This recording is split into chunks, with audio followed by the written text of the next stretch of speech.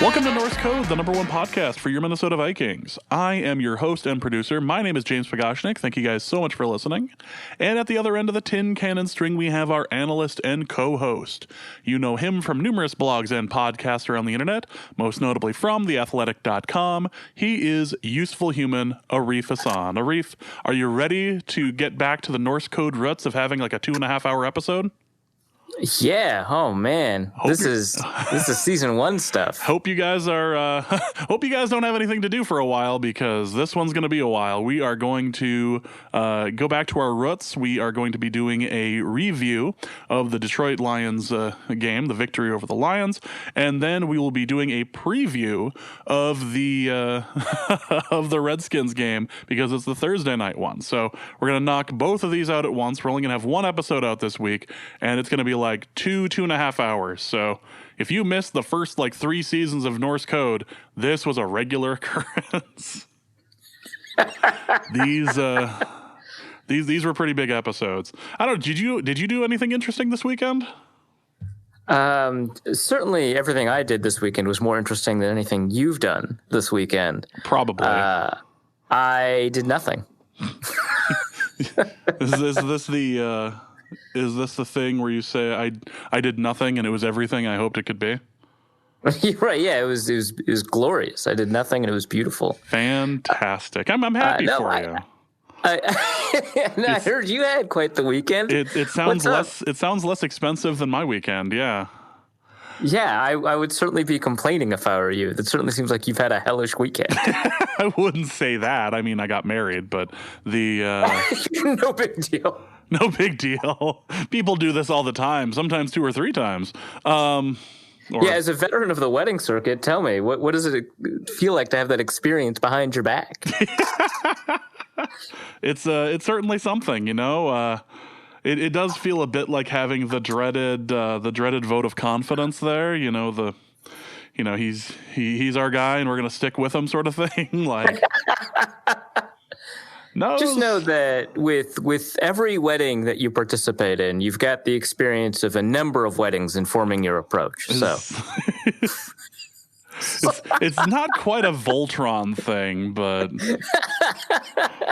Voltron of weddings.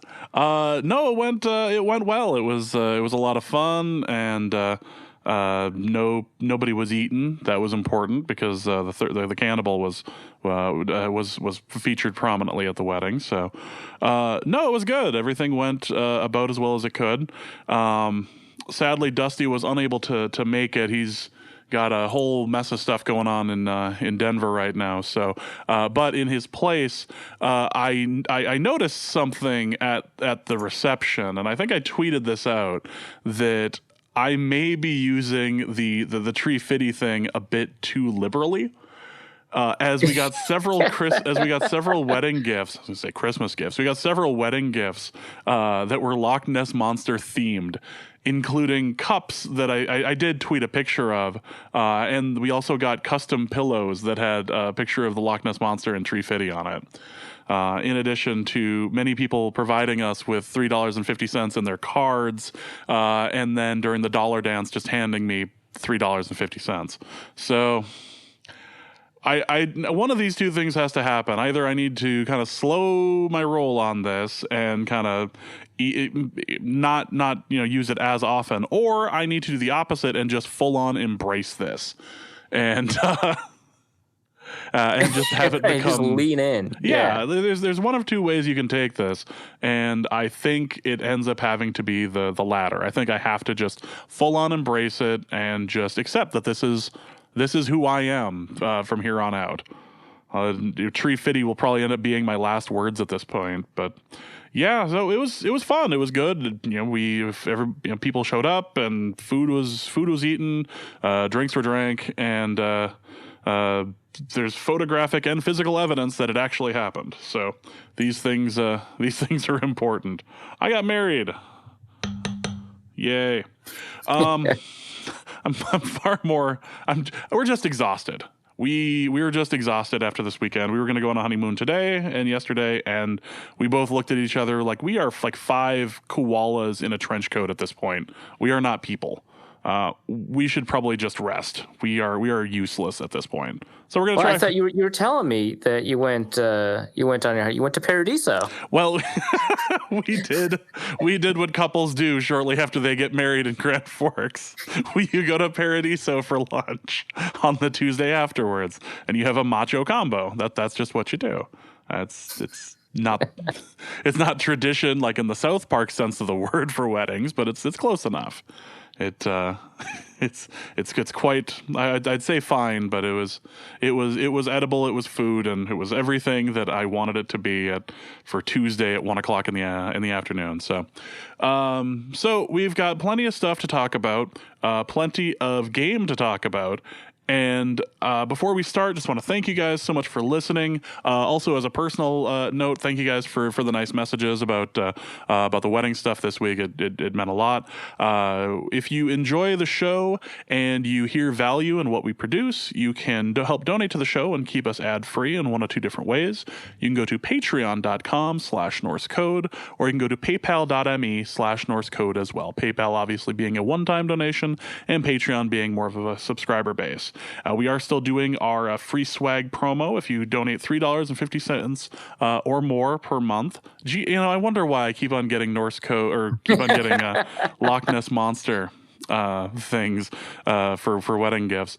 Again, $3.50 or more per month ends up getting you some free swag from Norse Code if you are interested in such a thing, as Michael Barr was. Thank you, Michael, for donating via Patreon this week. Again, really do appreciate it. This helps keep the show ad free, helps keep the lights on, helps us do a couple of really cool things, and helps replace incredibly squeaky chairs, as we talked about last episode at the very beginning of the mailbag.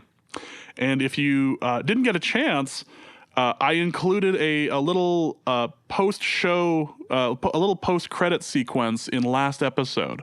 If you pull up the last podcast and then go to the very, very end, because we do this little bumper at the end where we read out our little disclaimer saying don't sue us for the opinions that we have about football. And then at the very end, I think that's what that says. It's been a while since I recorded it. And then at the very end, I included a little thing that's going to probably end up being in the Christmas episode, where Arif just leans into his chair super hard as we're about to ask the question about the creaky chairs. So if you have a chance, listen to that and enjoy that. But brutal.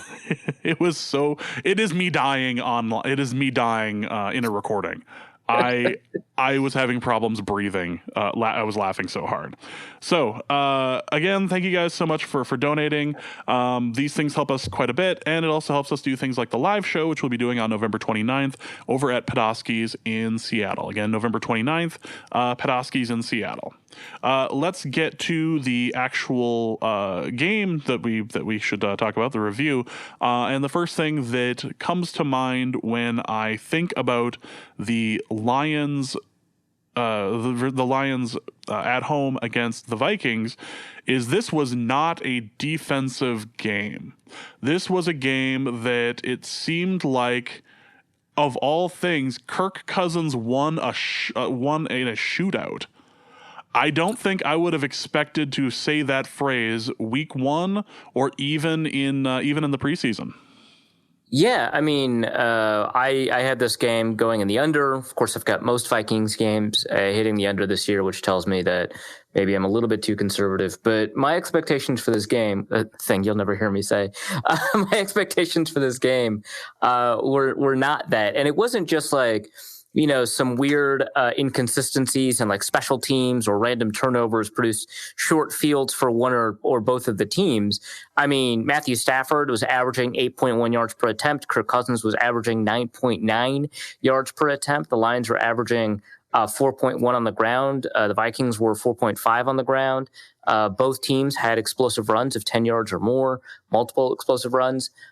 So it's very clear that this was, entirely an offensive game. And that's not to say much of the defense performed poorly. I think most of the defense performed very well for the Vikings. But, that's kind of the reason that the defense is inconsistent and means less from game to game in terms of kind of predicting outcomes than offense does, because the defense just has to make a few mistakes and now it's a high-scoring game, whereas offensively, you've got a couple of opportunities every drive to create a big play. And this game is a good example of it. The Vikings have a good defense. They've been good this year. And this sort of thing just happens. So, which actually, it also makes the Patriots even more impressive. But that's not this podcast.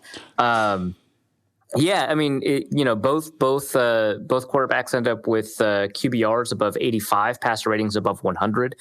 Just really an enormously productive game.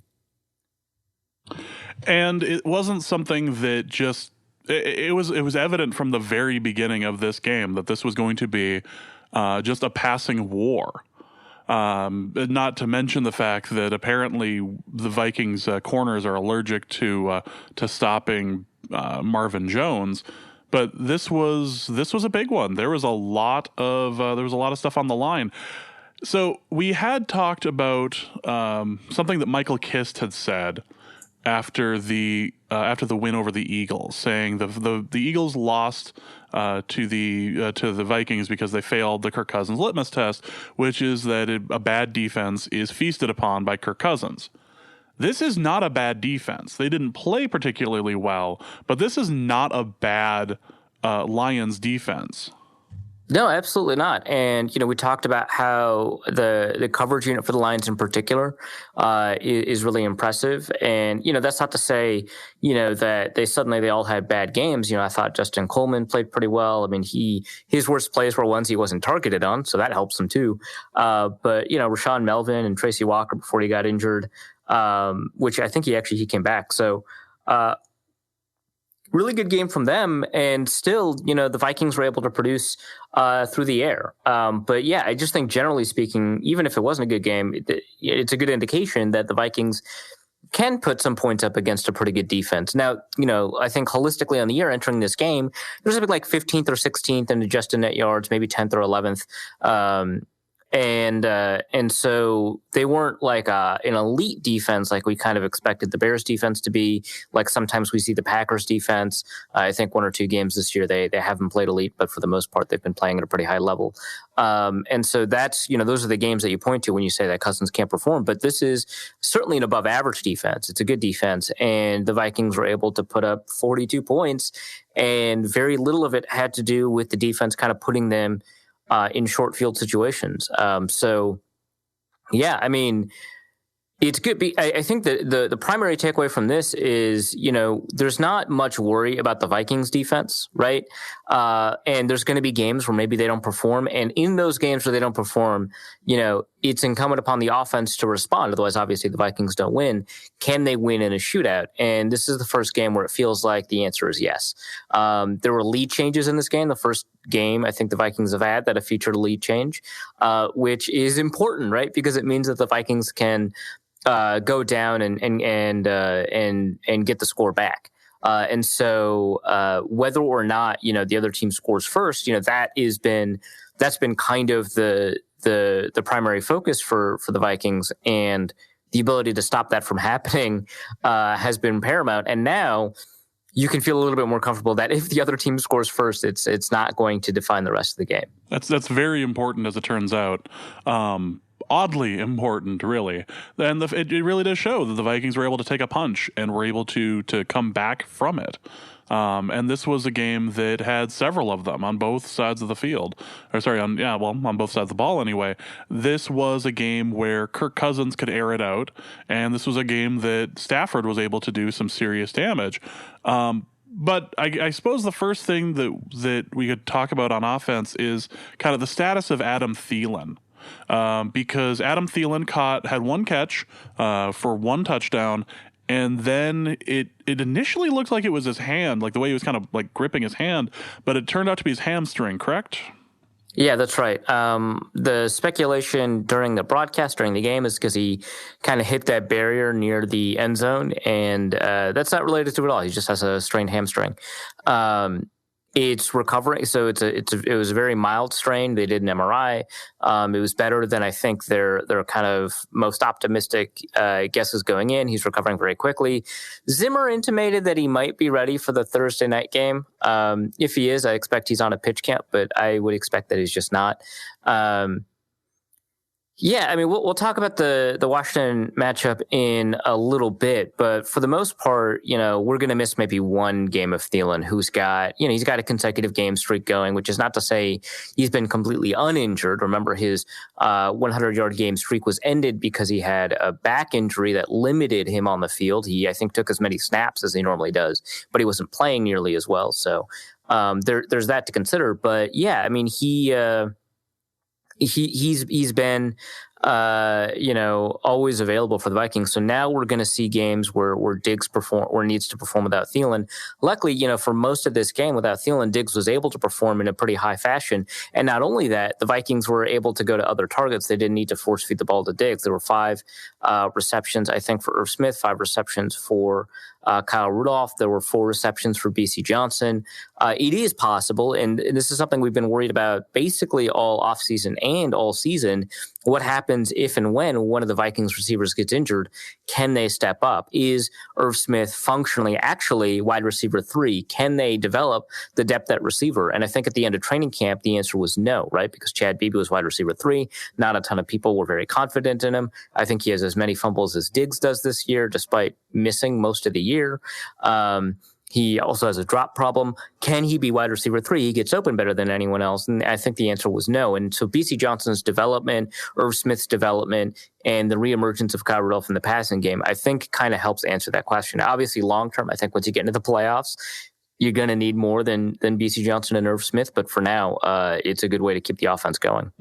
And it was nice to see that the team was able to, I wouldn't say rally around the injury of Thielen, but just was able to rally past that, because we have seen Vikings teams in the past where as soon as they lose the quote unquote number 1 receiver, things just kind of fall apart.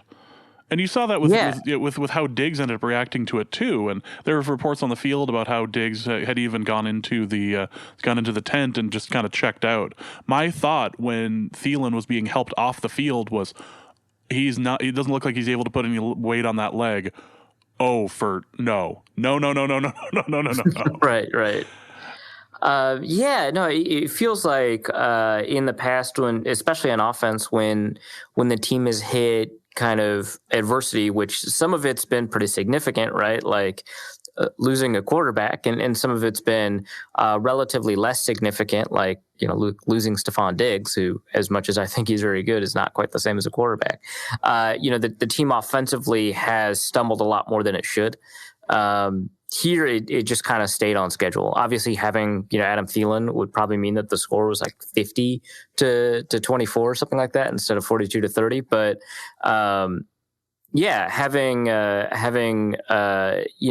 the ability to produce offensively despite that, that's pretty enormous for the team. So Kirk Cousins is apparently turning into some sort of a real expert at working play action, because he has done so well in the past 3 weeks, has a QB rating that is frankly phenomenal. Like, you can't. How did this even happen? Things are just starting to click right now, especially in the way of play action, that Kirk Cousins is just able to ball out of control right now. Well, so he's always been a high-level play-action quarterback. I think a lot of people kind of remember, Jalen Ramsey roasted a bunch of quarterbacks, and then they asked him about Kirk Cousins. He's like, yeah, that dude's really good at play-action. Everyone was like, oh, okay, we kind of expected you to absolutely demolish him. Go on. But yeah, so a long time ago, I shouldn't say a long time ago, like 2 years ago, Timo Risk, now on Twitter as PFF_Moo, did a study on play action quarterbacks. And for the most part, every quarterback does better under play action. And quarterbacks that do outlier well, like exceedingly well on play action versus their normal play, they tend to regress to what average quarterbacks do on play action, which again is still better than non-play action. So every quarterback benefits from play action. No quarterback seems to benefit exclusively, but he did find that there were a couple of quarterbacks that were consistently that were exceptions to this rule. There were three, I think. One, I forget. The other one, Peyton Manning, right? Like that's one you'll remember. And then the fourth one, or the third one, was Kirk Cousins. He's one quarterback who has consistently always operated better than other quarterbacks operate better on play action. And so the benefit he gets from play action is consistently and substantially better than the benefit other quarterbacks get from play action. You mentioned his quarterback rating or whatever on play action the past 3 weeks. So right now he has more yards than any other quarterback the past 3 weeks on play action, 592 yards. His yards per attempt on play action is 14.1. That's second only to Matthew Stafford. The difference, of course, is that he's got a 76.2% completion rate, while Stafford has a 56.3 completion rate in those past 3 weeks on play action, implying that Stafford gets most of them on big plays and needs to kind of make up for it. That said, Stafford does not have any touchdowns and interceptions, so Kirk is leading in adjusted yards per attempt with 7 touchdowns, 0 interceptions on play action. The last 3 weeks, Cousins has had a crazy 45.8% play action rate that leads the league in play action rate. And obviously, he's doing well when he's not under play action, right? 8.0 yards per attempt, 110 quarterback rating versus 157.2, nearly perfect. But he's getting 6 more yards per attempt in play action the past 3 weeks. So obviously, there's a lot going on here. He doesn't quite lead the league in yards per attempt over the course of a season in terms of how much better he gets under play action. It's 3.3 yards per attempt he gets better on play action. So the last 3 weeks might just be kind of noise. But it is interesting to see. It might be driving a lot of what looks like essentially elite level quarterback play on the 10,000 foot view. I think that there's a kind of a lot more at play here. I don't think he is an elite quarterback or he's playing at an elite level, but he's playing close enough to an elite level that other factors are kind of pushing him past that statistically. And those other factors are, of course, I think Kevin Stefanski's play calling, which includes a lot of play action. I think the offensive line playing well, which a lot of people want us to talk about. But at the start, yes, they're playing well. And then having elite receivers like Adam Thielen and Stephon Diggs. And Diggs is having this crazy, interesting year where he is nosebleed good on a bunch of these statistics, like 3.21 yards per route run, which is crazy good. We're only halfway through the season. I expect that to regress. But for context, Julio Jones tends to be phenomenal in this statistic. And I think his highest was 2.96, and that was last year. So that's crazy good. You almost never see anyone above 3. 3.21 is kind of wild. And the difference between Julio last year and second place was like almost half a yard per route run. It was like 2.96 and then 2.64 and then 2.54 and then 2.22. Like it was just this dramatic drop off. So for Diggs to be at 3.21, that's really excellent. But of course, the other side of that is that he's dropping passes more often than he's ever done before. He's creating interceptions. So there have been 3 interceptions on passes thrown in Diggs' direction. Now, he's played so insanely well that he has more than made up for it. But that's something and one was directly his fault, right? Because it bounced off his hands and went to Anderson Deo. Or, I mentioned, I think on this podcast that, it's not really anyone's fault, but it's more Diggs' fault than anyone else. And then the fumbles, of course. So he's got 3 fumbles, and I think all of them have been lost. Maybe one of them, I think the last one, was the one against the Lions recovered? It was recovered because it came right over to... It was Alexander Madison. It was Madison who fell right on it. Yeah. So I think they're 2 for 3 on those, or 1 for 3 on those fumbles in terms of recovering them. And so, on the athletic piece, I just did an evaluation. Like, so what if we said every fumble was lost for every receiver who's fumbled, and that every interception thrown to a receiver was that receiver's fault, right? So a very, very kind of harsh evaluation, not fair, obviously, to any receivers who've had interceptions thrown their way, particularly receivers who've had to deal with Mitch Trubisky or whoever, right? So I did that, and Diggs and I basically treated all fumbles like interceptions. So it's an adjusted yards per route run, basically the same way we do adjusted yards per attempt for quarterbacks. So he gets bonuses for touchdowns and he gets penalties for interceptions and fumbles. And Diggs drops from first in the NFL in yards per route run to 12th in adjusted yards per route run. So there's no question he's more than making up for his mistakes. But it is holding him back from being the most valuable receiver in the NFL right now.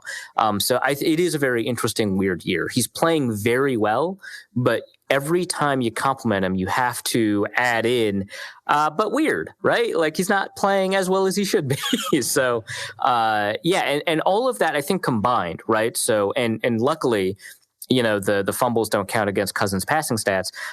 That's part of the reason Cousins is currently leading the league in yards per attempt, because he's playing very well. He's got excellent play calling. He's got excellent receivers, and the offensive line has performed pretty well, especially over the last 3 weeks. So all of that together reminds us, I think, of 2015 Washington Cousins, because he had excellent play calling. He had an excellent offensive line. He had some pretty good receivers, not as good as he has here with the Vikings. But that year, I think he had Pierre Garçon and Jamison Crowder, and Vernon Davis and Jordan Reed. And if he didn't have Vernon Davis, maybe that would be the difference. But either way, he had a pretty high level, maybe not the top level, but a pretty high level receiving core. I wish I could say the Vikings are the best receiving duo in the NFL right now. I think right now it's actually Mike Evans and Chris Godwin, but the Vikings obviously are in that conversation. So he's got kind of elite levels of talent kind of all around him, plus a pretty good offensive line. So this is what it looks like when Cousins has the supporting cast we always talk about him needing. He plays at a pretty high level. And statistically, that's what's being produced. The question is, of course, when you get into the playoffs, is that going to be there? When you get into 2-minute situations, which he's historically struggled and hasn't had to deal with too much this year, can he perform? And, those questions aren't answered yet. Those questions will need to be answered. But for now, this is all pretty good. And there's always one team that gets super hot for each division right around week 6 or 7, and then just ends up kind of going nuts for the rest of the year. And if this is us this year, then fantastic, totally welcome. But it has that kind of feel to it, like everything seems to sort of be clicking right now. It's nice. It's comforting. It's comforting. And I think the further away we get from games against really good teams and games against really bad teams, and we get more games against these teams that are average or above average, like the Eagles, I'd say are average, even though they seem to be blowing up. The Lions, I would say, are above average, despite the record being below 500. But one loss to the freaking Chiefs and 2 losses in the division, like I'm not going to hold that against them.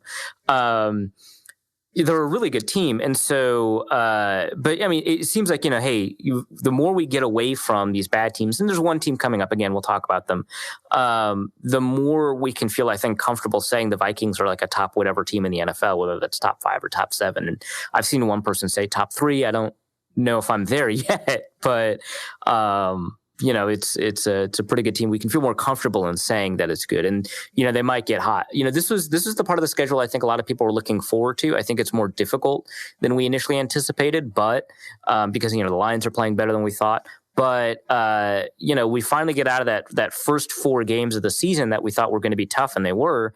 And now we're getting into, or at least 2 of those games were, and now we're getting into a portion of the schedule that you can essentially build a buffer when you're building your case for the playoffs.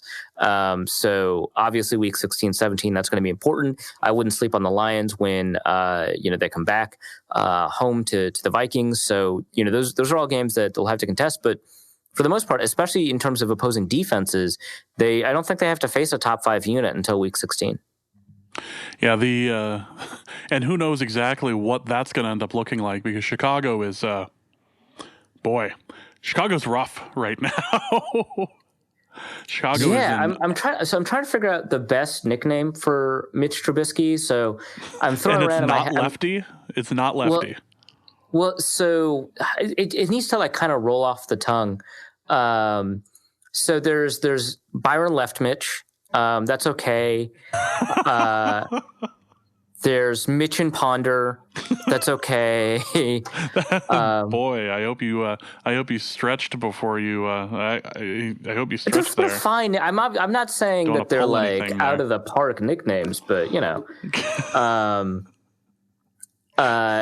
Roto World and my friend John Shipley, who covers the Jaguars, he said Midwest Bortles, which I think is pretty good. It doesn't roll off the tongue, but it's just very funny. Mm-hmm. So I like that one a lot. I envision you driving to like recording studios for shows, or going between your home and going between your home and Egan, and like with one of those like hand recorders with a little mini tape in it, and every time you come up with a Mitch Trubisky nickname, you just note to self, and then break that out like Norm Macdonald in Dirty Work. Memo to self. Mitch and Ponder? End memo. God. So we can we'll talk about Chicago later, because that is a fascinating supernova that we are watching happen. It's for a defense that good. How the hell are they that terrible? Good Lord. But so let's talk a bit about the run game. We were able to do a fair amount of running on the Lions as well.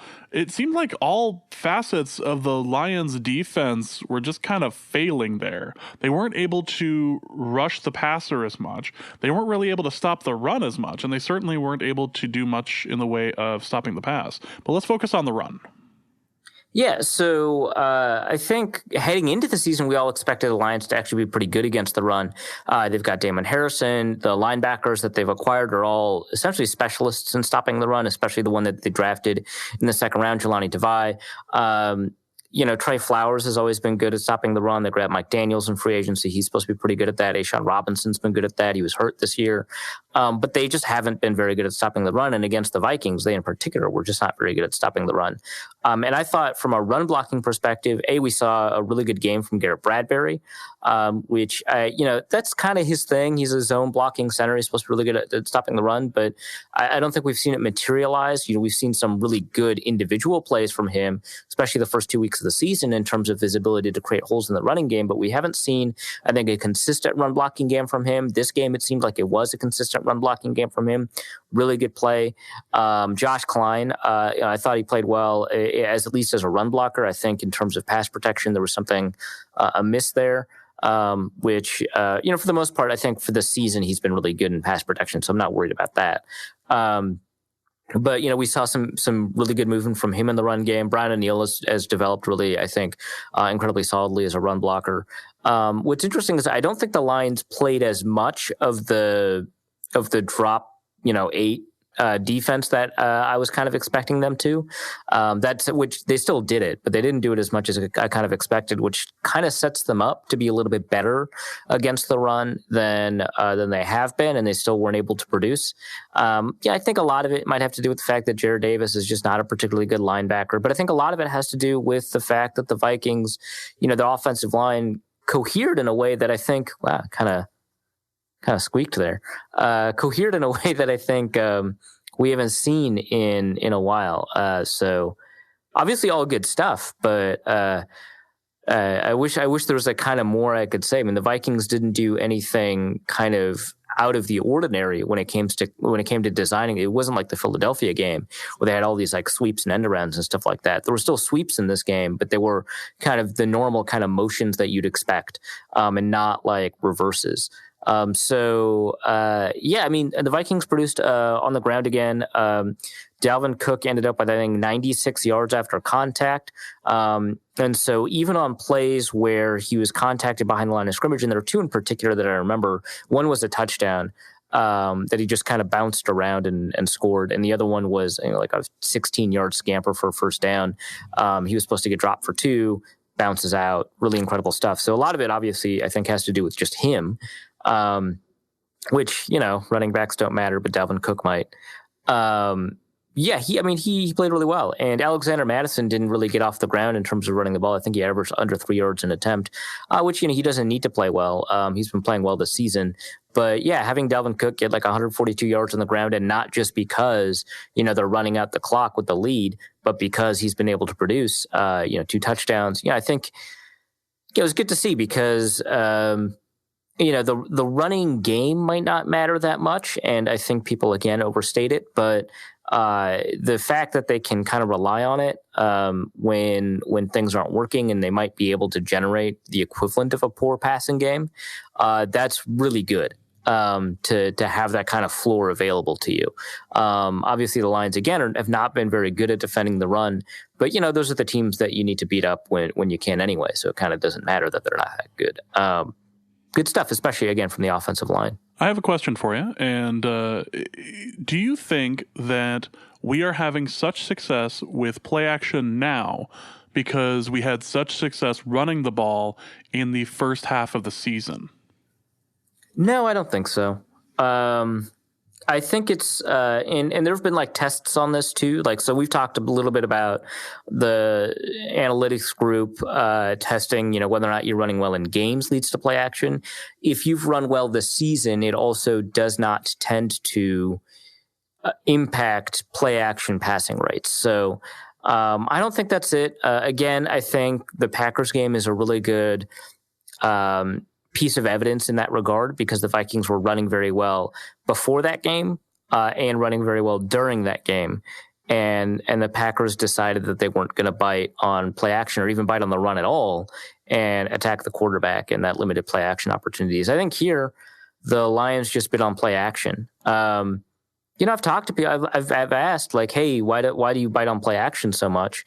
And the conversations, like even in locker rooms, are just like, well, they'll run all over you. Then they'll get like 6 yards, and it's like, well, yeah, that's better than like 11, right? Like I can't imagine that's a worse option for you. Don't you want them to run? But like, no, that's the teams just bite on play action. That's just what they're trained to do. That's just their thing. That's just how they handle it.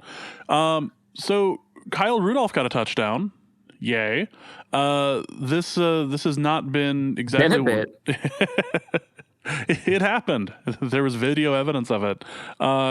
So Kyle Rudolph got a touchdown. It was a nice looking move that he had put in there.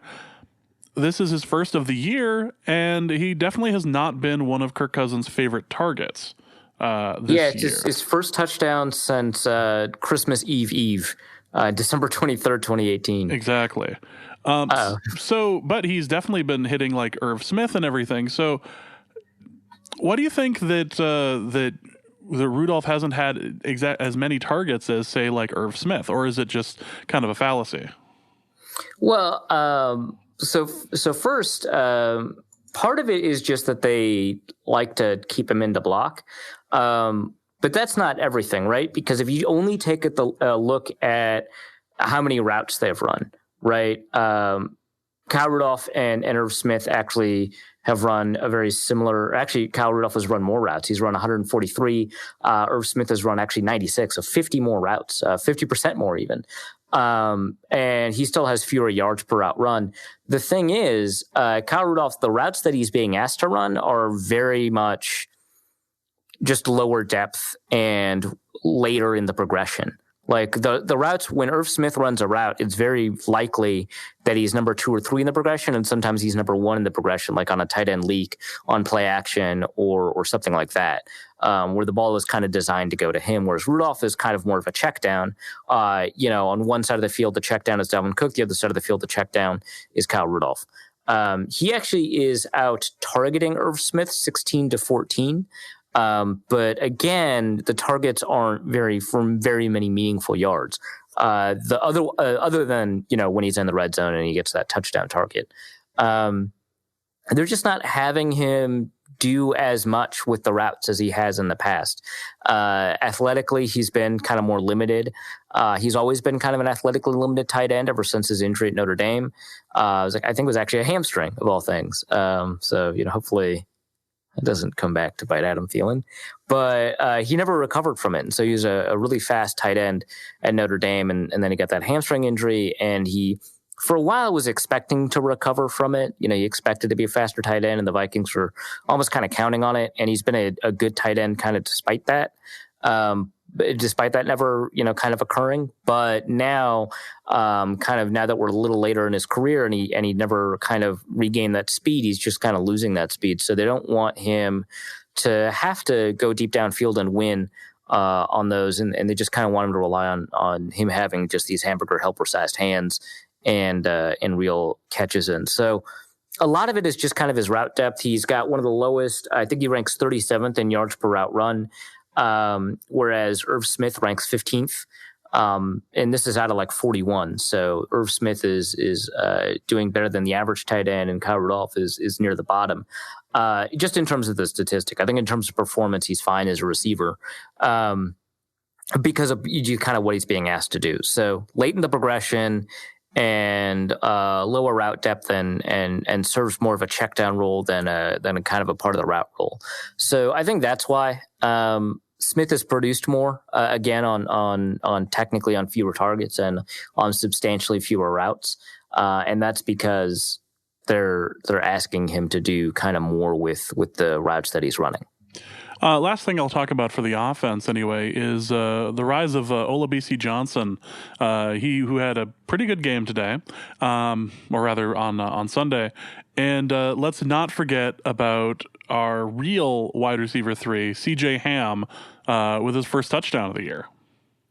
Yeah, which that's another conversation about nicknames to have, right? Is he the Hammer? I think that nickname's awful, but he is a fullback, so it is. Well, yeah. We'll save that one for the mailbag because I need to come up with a couple of different ones too.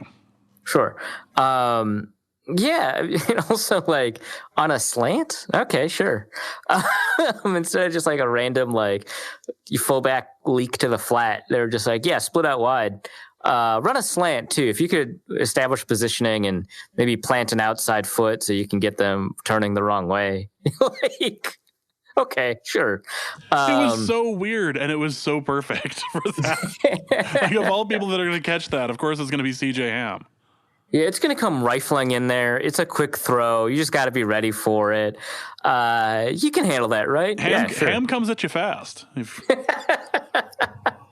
CJ Ham, Irv Smith, the wide receiver 3s, but Olabisi Johnson's been playing pretty well. I think at this point people are kind of inclined to overstate it. They're like, oh wow, he's a better wide receiver 3 than a bunch of them that are out there, which I don't know if that's the case.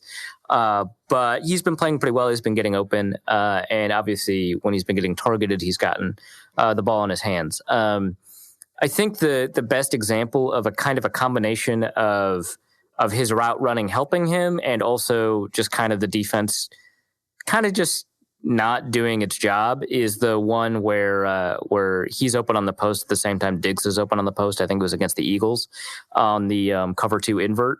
He just absolutely destroys his assignment off the release. So a big part of that is because of him, but also the defense just kind of blew its coverage. So that's, I think, kind of an example of our ability to take a play that probably doesn't have much to do in terms of projecting forward and saying, wow, we figured it out. That said, I think he is a good wide receiver 3 to have. And so we'll kind of see his development going forward. I know we've gotten a couple of questions about how he's, quote unquote, actually performed on the All-22. And honestly, I haven't really had the ability to take back and take a specific look at him. I've been looking at Eric Kendricks, who is playing kind of out of his mind. I've been looking at Danielle Hunter, who's been playing out of his mind. I've been looking at Harrison Smith, who's playing really well. I've not looked at Olabisi Johnson that much. So I can't say for sure that he's winning his routes and not getting targeted or anything like that, but pretty good to see what he's done so far. Well, let's talk about Eric Kendricks, who was an absolute beast out there on Sunday. Yeah, so he got a number of run stops in the game. I think, so what was it, 2 tackles for loss? And if it's not 2, he at least had a bunch near the line of scrimmage. I think PFF says he had 4 stops. He had 8 total tackles, 4 assisted tackles. He did not miss a tackle, which sometimes he has some issues doing, but he also blitzed a lot. He generated 5 pressures, 5 hurries. So that's, pretty big. So Stafford ended up getting pressured on like 47% of his dropbacks. The Vikings only sacked him twice, but they were able to put a ton of pressure on him and put him in difficult situations, which again, he performed pretty well kind of despite that and was able to avoid sacks by getting rid of the ball quickly, but it did hurt, his ability to produce. And I think that, Eric Kendricks' ability in pass rush was a big part of that. I think his coverage skills were phenomenal. There was the first play of the game was a pass deflection from Kendricks where he was able to It was very simple. It was a cover 2 zone. He had the middle zone, the linebacker. Everyone was running curls. So he sees that. He starts kind of moving aggressively towards the linebacker. He doesn't expect the linebacker to go deep that late in the progression because the linebacker's leaking late anyway. Closes on the linebacker, sees that Stafford is throwing the ball in his direction, gets to him. And then on 4th and 2, he has a pretty key pass deflection. I know some people are saying, that's probably a pass interference. And honestly, I don't think it is, but, who knows what pass interference is now. They're both occupying kind of the same spot, and it's kind of like fighting for a ball in the air.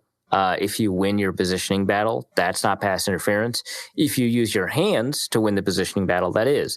And so I don't think he did anything that impeded the ability of the receiver to get to the ball in a way that would, I think, be unfair, like grabbing or holding. And so he just won the spot. Really good stuff there. Yeah, I don't know. I mean, he was really incredible.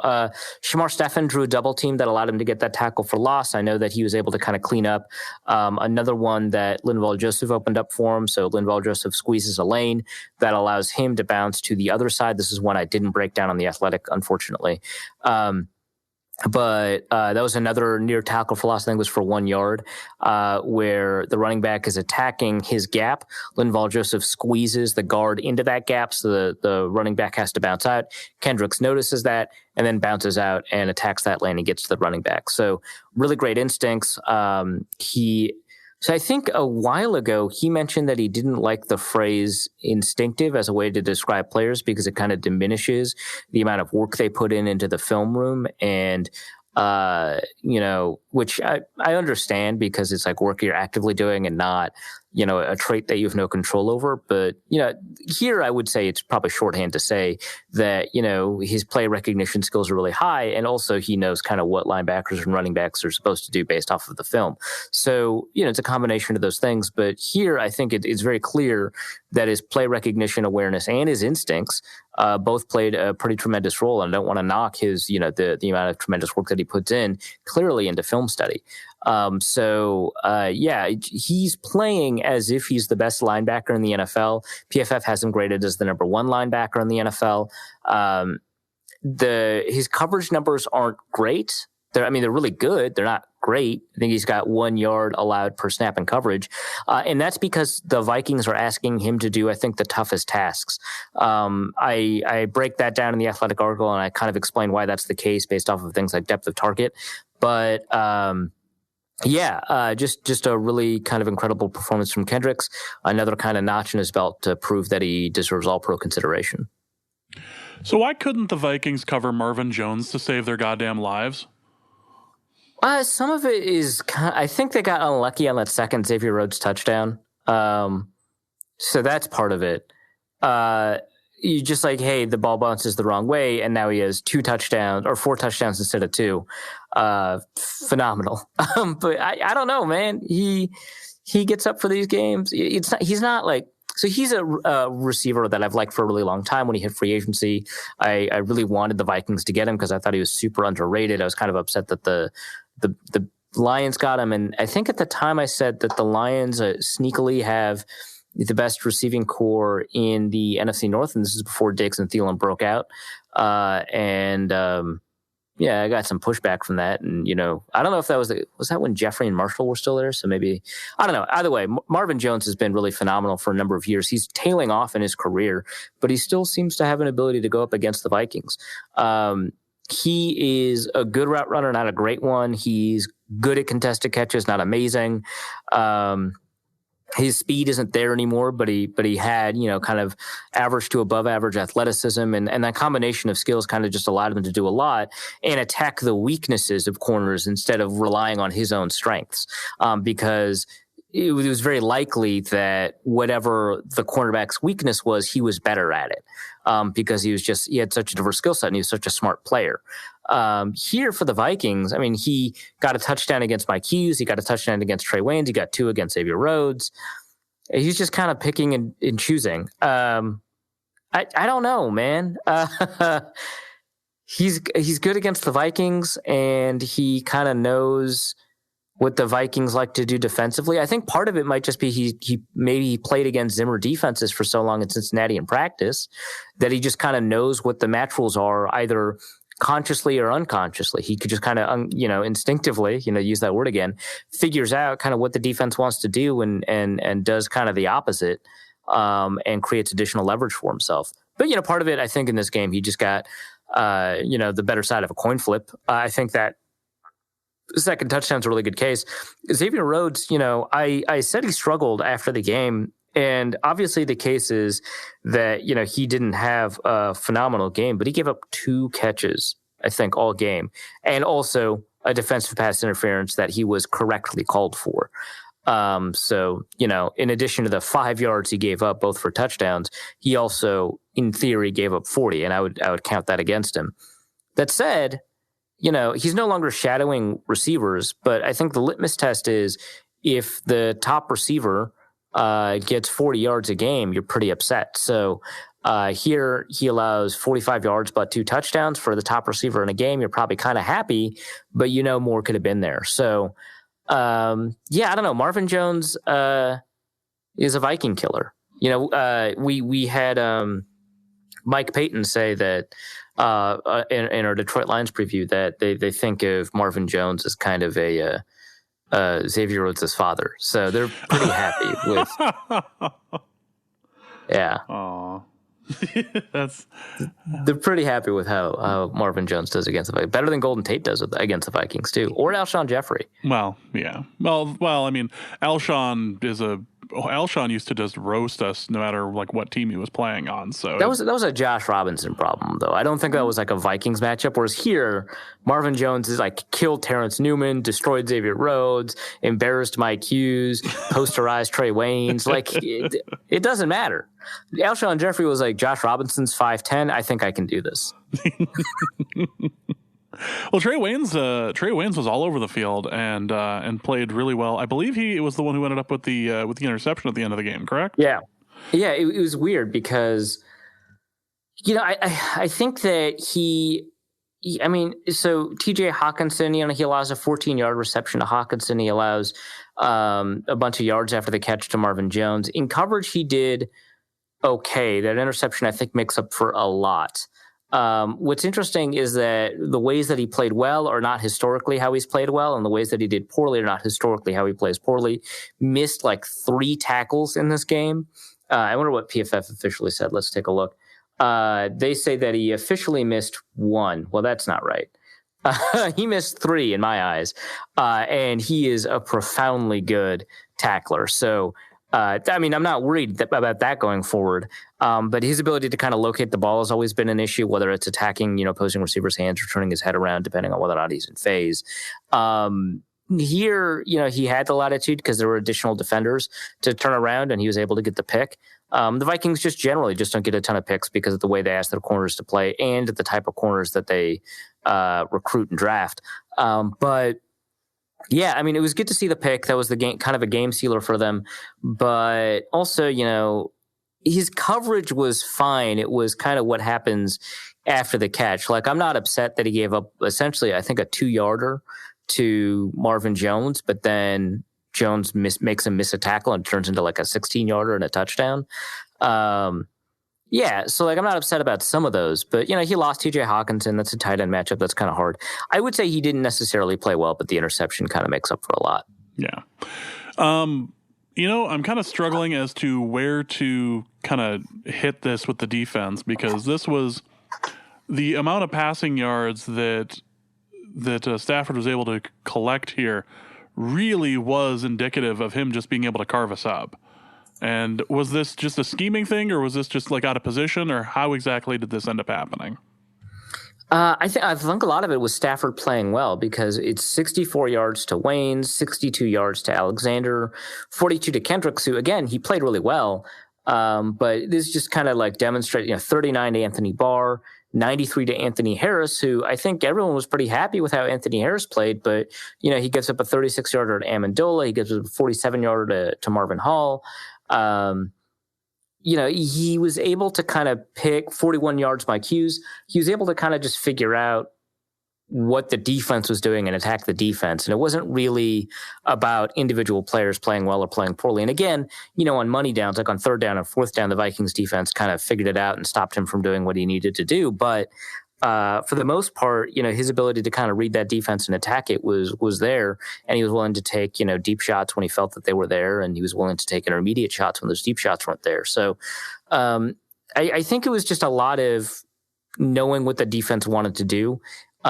When he was in third down and fourth down, he wasn't playing as well. The defense threw looks that he was either uncomfortable with or what have you. But, he was able to kind of step up against a ton of pressure, get rid of the ball before a sack arrived, and, figure out kind of who was going to be open based off of what he was seeing.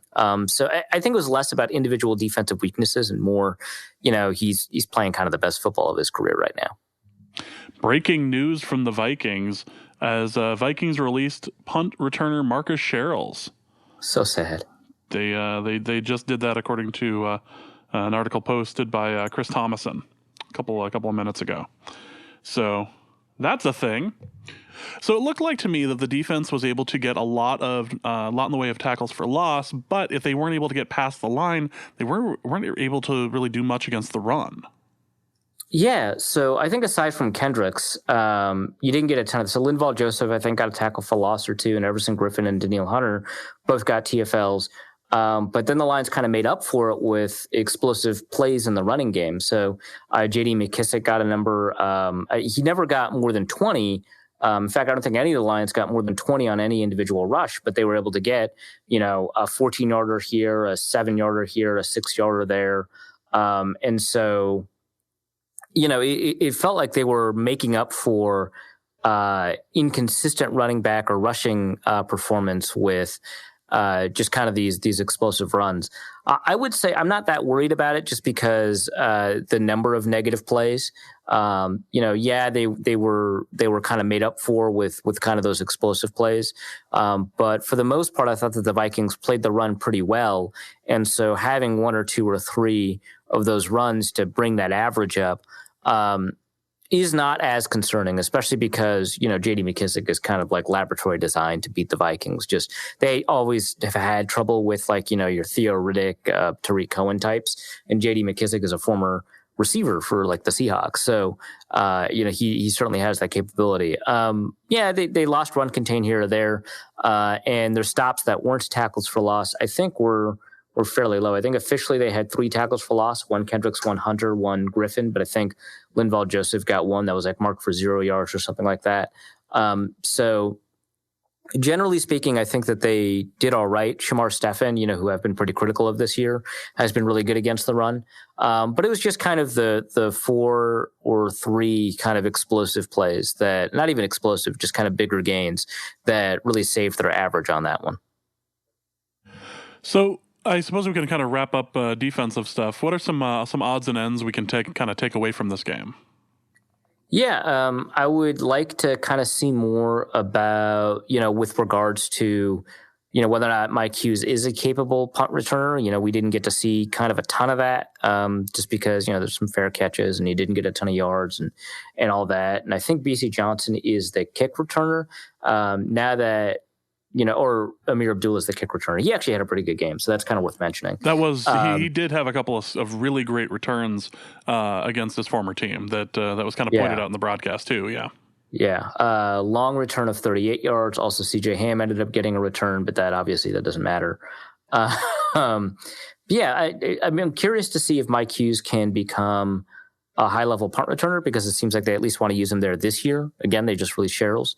So we'll see. Obviously, Dan Bailey, he missed a field goal. Not too worried about it. 6 extra points made. First, I think, or second missed field goal of the year for Dan Bailey. So, he's having a really good year thus far. So good to see that. All right. Well, what we're going to do next is we are going to go to an interview that Arif taped earlier today. This is an interview with Rhiannon Walker from The Athletic, who covers the Redskins. So let's go to an interview that Arif taped earlier today. I've got Rhiannon Walker here. I already pronounced her name wrong. Doesn't matter. With The Athletic, who covers the Washington Redskins. And she's out here, I think, on a drive back from the facility. Sounds like a brutal drive. Glad to have her here. How you doing? I'm great. As you know, we sat there and hee-heed and kikied before we recorded, but I'm doing well. I think I'm like maybe 30 minutes from my house. I went to my parents' house instead of my house, and that cut my drive like 30 minutes right there. So solid. I think we're doing really well right now. Yeah, I haven't yelled at anybody the whole time we were on the phone. I did not yell at anybody. So that's, I think, really making progress for me. Yeah, that's a good proxy. I think that tells us a lot about the drive. All right, let's talk a little bit about the Redskins. They allowed Miami to cover, which I expected, but I think is a mark of disappointment. How are people feeling about this franchise? I know it sounds like a lame, generic question, but like, it's a mess, right? Yes, a mess would be an understatement. I think dismal is even an understatement at this point in time. Let me think. Laughing stock might not be the right one either. Joke of the NFL might not do it justice. In the community, I don't think I have the right word to describe how people are feeling other than, like, let's just refer to the hashtag Fire Bruce Allen. That is how people who are fans of the team are feeling about the team at this current moment in time. It's not that they're necessarily mad at the players or anything else along those lines, because obviously they don't control some of the issues that are happening here with the team. But the sentiment is that every single home game, there are more fans from the opposing team filling up the stadium than there are home fans. And last week, San Francisco 49ers fans, keep that in mind, San Francisco 49ers fans, that is the furthest team, second furthest. Maybe Seattle's further away, I guess? Yeah, one of the furthest teams away from FedEx Field in the nation's capital. And they still probably triple, quadruple the amount of home fans there. So I don't know if that number tells you how fan morale is right now. But, yeah, that's where we're at. A team all the way on the West Coast filled up the coffers here. And when Washington had the football, they were screaming defense louder than the home team was cheering for them. So, yeah, that's where we're at right now in D.C. It's not good. All right. That's good team to face in a short week for the Vikings, I guess, because logistics, organization, and coaching, I think, matter a lot more in short weeks. And I feel like that's not in long supply in Washington. Let's talk a little bit about the offense. So I take a look at the offense on paper, and I really like a lot of these names. Obviously, I love Terry McLaurin. I think Trey Quinn's underrated. Paul Richardson was a smart acquisition. Calvin Harmon, I think, they got a good pick for him, a good player for that pick. Take a look at that offensive line. I like Morgan Moses, Brandon Sheriff, Donald Penn, Vernon Davis, old but still pretty good. Chris Thompson, Adrian Peterson, I think everyone's heard of. These are all players I like a lot as players. Then Case Keenum is interpersonally a pretty great guy. But, I mean, the offense, even if, hey, the quarterback situation's not great, they've got a first-round pick behind him that seems not ready to play, they just aren't producing points. What's the problem? Okay, so, one, there were points where Case was missing guys. I mean, Terry McLaurin is the big name that you could think of. You can go back and watch film, and I know you do watch film of these games, but he was missing guys, and that was the reason he actually got benched in the Giants games, because he missed Trey Quinn twice, wide open. One was more wide open than the other time, but just he was missing Trey Quinn twice. He missed Terry McLaurin twice. He missed Paul Richardson wide open in the Dallas Cowboys game. I mean, Paul could not have been more open if he had wanted to. And when I say open, think about it like this, okay? So in a basketball game, when you have a recreational basketball situation and there's that one player that cherry picks, well, in football, let's think of it that. But, now think of it that. So basically, Paul Richardson cherry picked. He's just hanging out under the net. Yep, he basically, man. He got all the way behind the defense. And, he was wide open. There was nothing but space and opportunity. And as a matter of fact, if you rewatch the video, you see him jump up in frustration because Case checked the ball down. It was actually an incomplete pass on that play. So, I mean, this sounds exactly like Kirk Cousins and Stephon Diggs against the Bears, except against a good defense, and Cousins, I guess, they turned it around. What are the prospects for being able to, because, I mean, these receivers, I think, deserve so much more recognition than they're getting. What are the prospects for them to be able to turn it around and for Keenum or McCoy or Haskins to find them by the end of the season, or even, I don't know, by Thursday? I don't know if they'll turn around. I mean, the Vikings defense isn't, it's not a pushover defense by any stretch of the imagination, that's for sure. And they've struggled against good defenses. I mean, even, for instance, when they did have a lead against the Eagles, another, generally speaking, formidable defense, they found a way to let go of a 20-7 lead, which is, frankly, exceptional. I mean, they had them on the ropes, and they couldn't keep putting up enough points, and that's the problem with this offense in particular, is that sometimes they really get things going, and somehow, some way, they find a way to shoot themselves in the foot. And you really hate to see it, but that's one of the big things that has been an issue, is that sometimes they just get in a really, really good rhythm, but those drives don't turn into points, or those drives are not sustained, or just something always pops up with this team. Even last year when they were not putting up a whole bunch of points, the defense was keeping teams from getting points as well, too. I mean, that Bears team, when you think about it, you could get maybe 20 points on offense, and if you got 20 points, you'd have to worry about winning the game. The defense wasn't going to give up more than maybe 16, 17 points. Like, you won the game, essentially. With this team right now, the offense wasn't sustaining drives, and that was affecting the defense. I mean, I talked to John Bostic this week, and he basically said, look, we played 3.5 quarters of the game, those first 4 games, because the offense was not holding the ball long enough. And so it was making it very difficult for them to continue to have the same momentum and the same energy, because they're exhausted. I mean, they're really, really worn down. Now they have a running game that Bill Callahan is very much committed to. I mean, Jay Gruden just was not committed to the running game. And, you could say that they were losing a lot of those games. Well, they weren't losing them when it was 0-0. They weren't committed then either. That's the problem, is that they weren't trying to establish the running game. And Bill Callahan feels like that is something that is an attitude thing that sets a tone, and they weren't really setting a tone. The offense didn't exactly have an identity those first 4 games, if you really, really think about it. They would try to take those shots. They'd miss those shots, and it kind of all fell apart there. Now they got this running game established. The defense is feeling great about themselves, to the point where, I mean, John Bostic was saying that John Bernal was joking with him. Look, I'm kind of bored right now on the sideline. They're so long at this point because the running game has finally come alive in these last few games. 3 games back-to-back where the team's come up with more than 100 yards rushing. And it's reflected in the fact that the Miami Dolphins only scored 16 points. Or, for instance, obviously it was a very rainy game with the San Francisco 49ers, but that's still your second-best rushing team in the league, and I think it's like your third-best passing yards per play. Offense in the league as well, too. Fifth-best offense overall. So, I mean, still 9 points. That's the lowest that they had all season long. If the offense could have just found a way to get some kind of points, that would have been exceptional. So, of recent, they feel like they've got the ground game going. They feel like the defense is back to being what it was last year. If Case Keenum could just hit some of these players that are wide open, could take some of these shots and turn them into long games, turn them into touchdowns, they would be in a better position to compete, and they could turn these things around. When I say the players haven't given up in the locker room, I genuinely mean that. I was in the locker room last year when they were 6-3, and then they won only 1 game the rest of the way. I mean, it looked and it felt a lot different. Guys are still of the belief that, the schedule's not impossible. It's not friendly per se, but it's not impossible to ring off some wins here and to do a little damage later in the season. Did it feel kind of difficult seeing, you talk about establishing the run game. Obviously, you have Adrian Peterson there, but Darius Geis, who's supposed to be healthy for, returning for the season, is injured again. I think he's on IR for the rest of the season, not sure.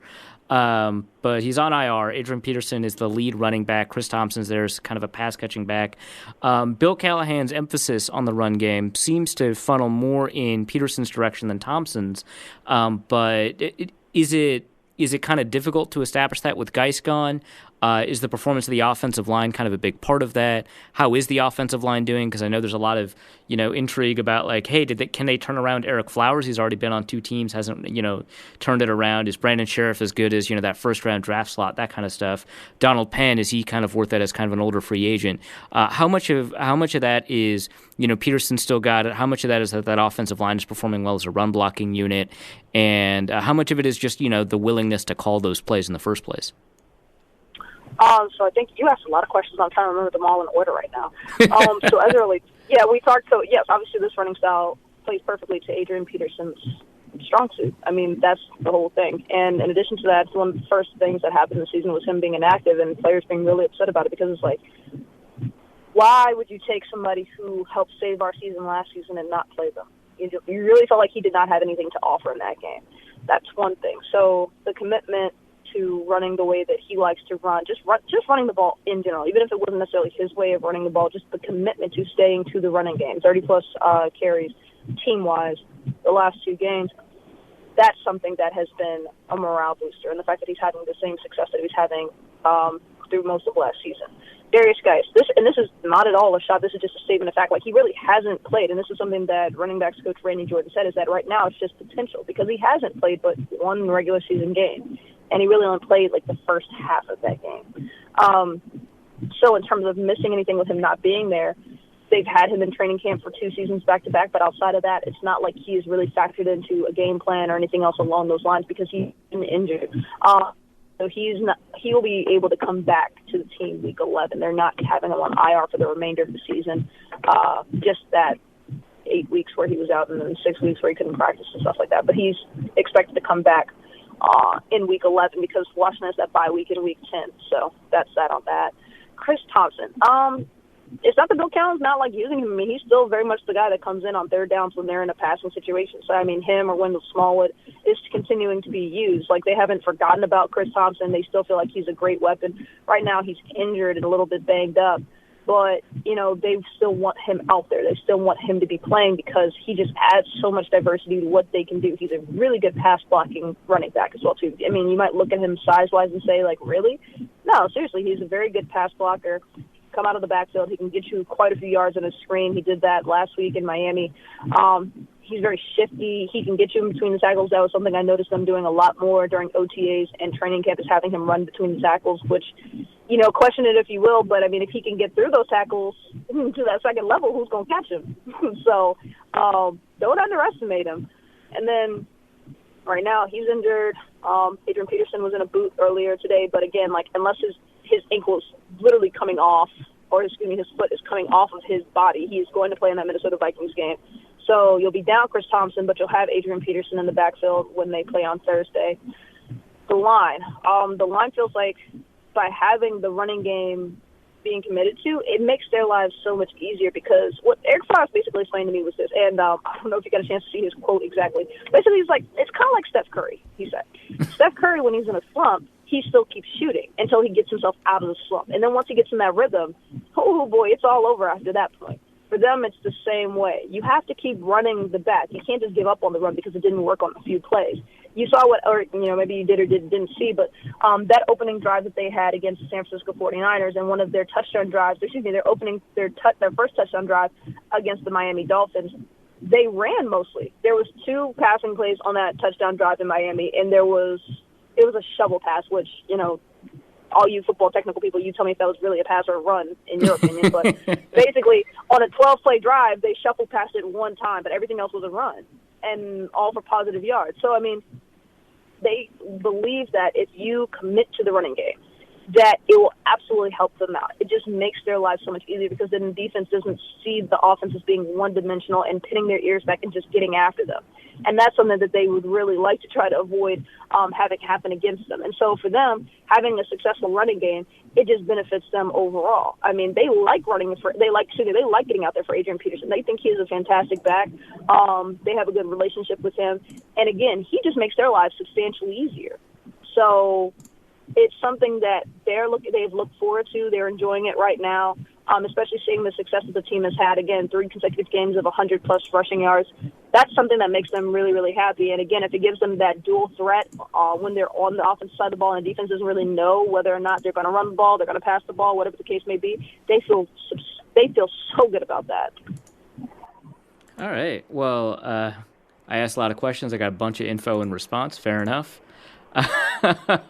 Let's talk a little bit about the defense. I feel like I talked about the offense, how much I like the individual players, and they're not producing. The defense, I feel like they're playing better, but they also have a bunch of players I also like, and it feels like, you know, they should be playing even better than they are. They've got that defensive line has got first-round picks and Jonathan Allen, Deron Payne, Montez Sweat, obviously recently, Ryan Kerrigan, also as a pass rusher. And they're like 29th, I think, through week 6 in terms of pressure rate on opposing quarterbacks. I wouldn't call any of those guys busts. I don't know, maybe they are. But it feels like there should be also, more production, especially in terms of pass rush, coming from a defense like that. What seems to be the issue? I still haven't established exactly what the issue is with them. Because, for instance, I could look and say, okay, do you remember the New York Giants game? They got almost to Daniel Jones quite a few times. There was one in particular that stands out where Daniel Jones I honestly swear to God, it was the slowest spin known to man I have ever seen it. I play basketball. I've seen some slow spin moves. So slow. But he still escaped Ryan Anderson and Matt Ioannidis on that with that. I don't understand how that happened. To this day, I do not get it. And that was 3-4 weeks ago, so I can't give you an answer. Sometimes it's that. Sometimes they'll only run 3 people. Sometimes they'll only run 4. They won't send a blitzer. Of recently, they've been sending more blitzers. So in these last few games, they've had more success. Even in that Giants game, I think they had 4 sacks in that one. So, they've gotten better. But I will go back and from the horse's mouth and say that their big thing is that for us to do those things, we have to have energy. And when we are playing 3 and a half quarters of a game, it is very hard to have energy. So you think about that Eagles game, that second half. How many drives did they have? They were just long drives. The Cowboys game, how many long drives did they rip off? You think of the 5 turnovers that the offense had in the Chicago Bears game. And you sit there thinking to yourself, how many bad situations were they put in? They weren't really spelled at any point in time. Now, there are obviously situations like the third down conversion percentage and things of that nature, how many times quarterbacks have completed passes on them. That's on them at some level. Obviously, you could cite the lack of energy that they had to play in order to really get after it. But some of it is they weren't where they needed to be. Josh Norman getting blown by, your top corner getting blown by for 4 of the 9 touchdowns through the first 4 games. That just really cannot happen for somebody who's getting paid $15 million a year. It's a multitude of things. Obviously, again, rest makes a difference when you're trying to get after a quarterback. I won't discount that, and especially if these are what the guys are saying, they're being honest. Okay, that's fair. But otherwise, they'll tell you, we didn't have good discipline on this particular play, or we weren't in the right position, or, for instance, I had one player say, this scheme is difficult at some level, and you have a bunch of guys that are on the back end who are a little bit newer to it, trying to play quick, fast, and in a hurry, and things aren't necessarily working out the way that they're working out. And I thought about it. I was like, there are not really that many new people there, but okay, well, we'll allow it for it for now. But they feel like they're clicking right now. I'll say that. They feel like these last few games, they have been a much better defense than they were, I'll say, the first 3 games or so.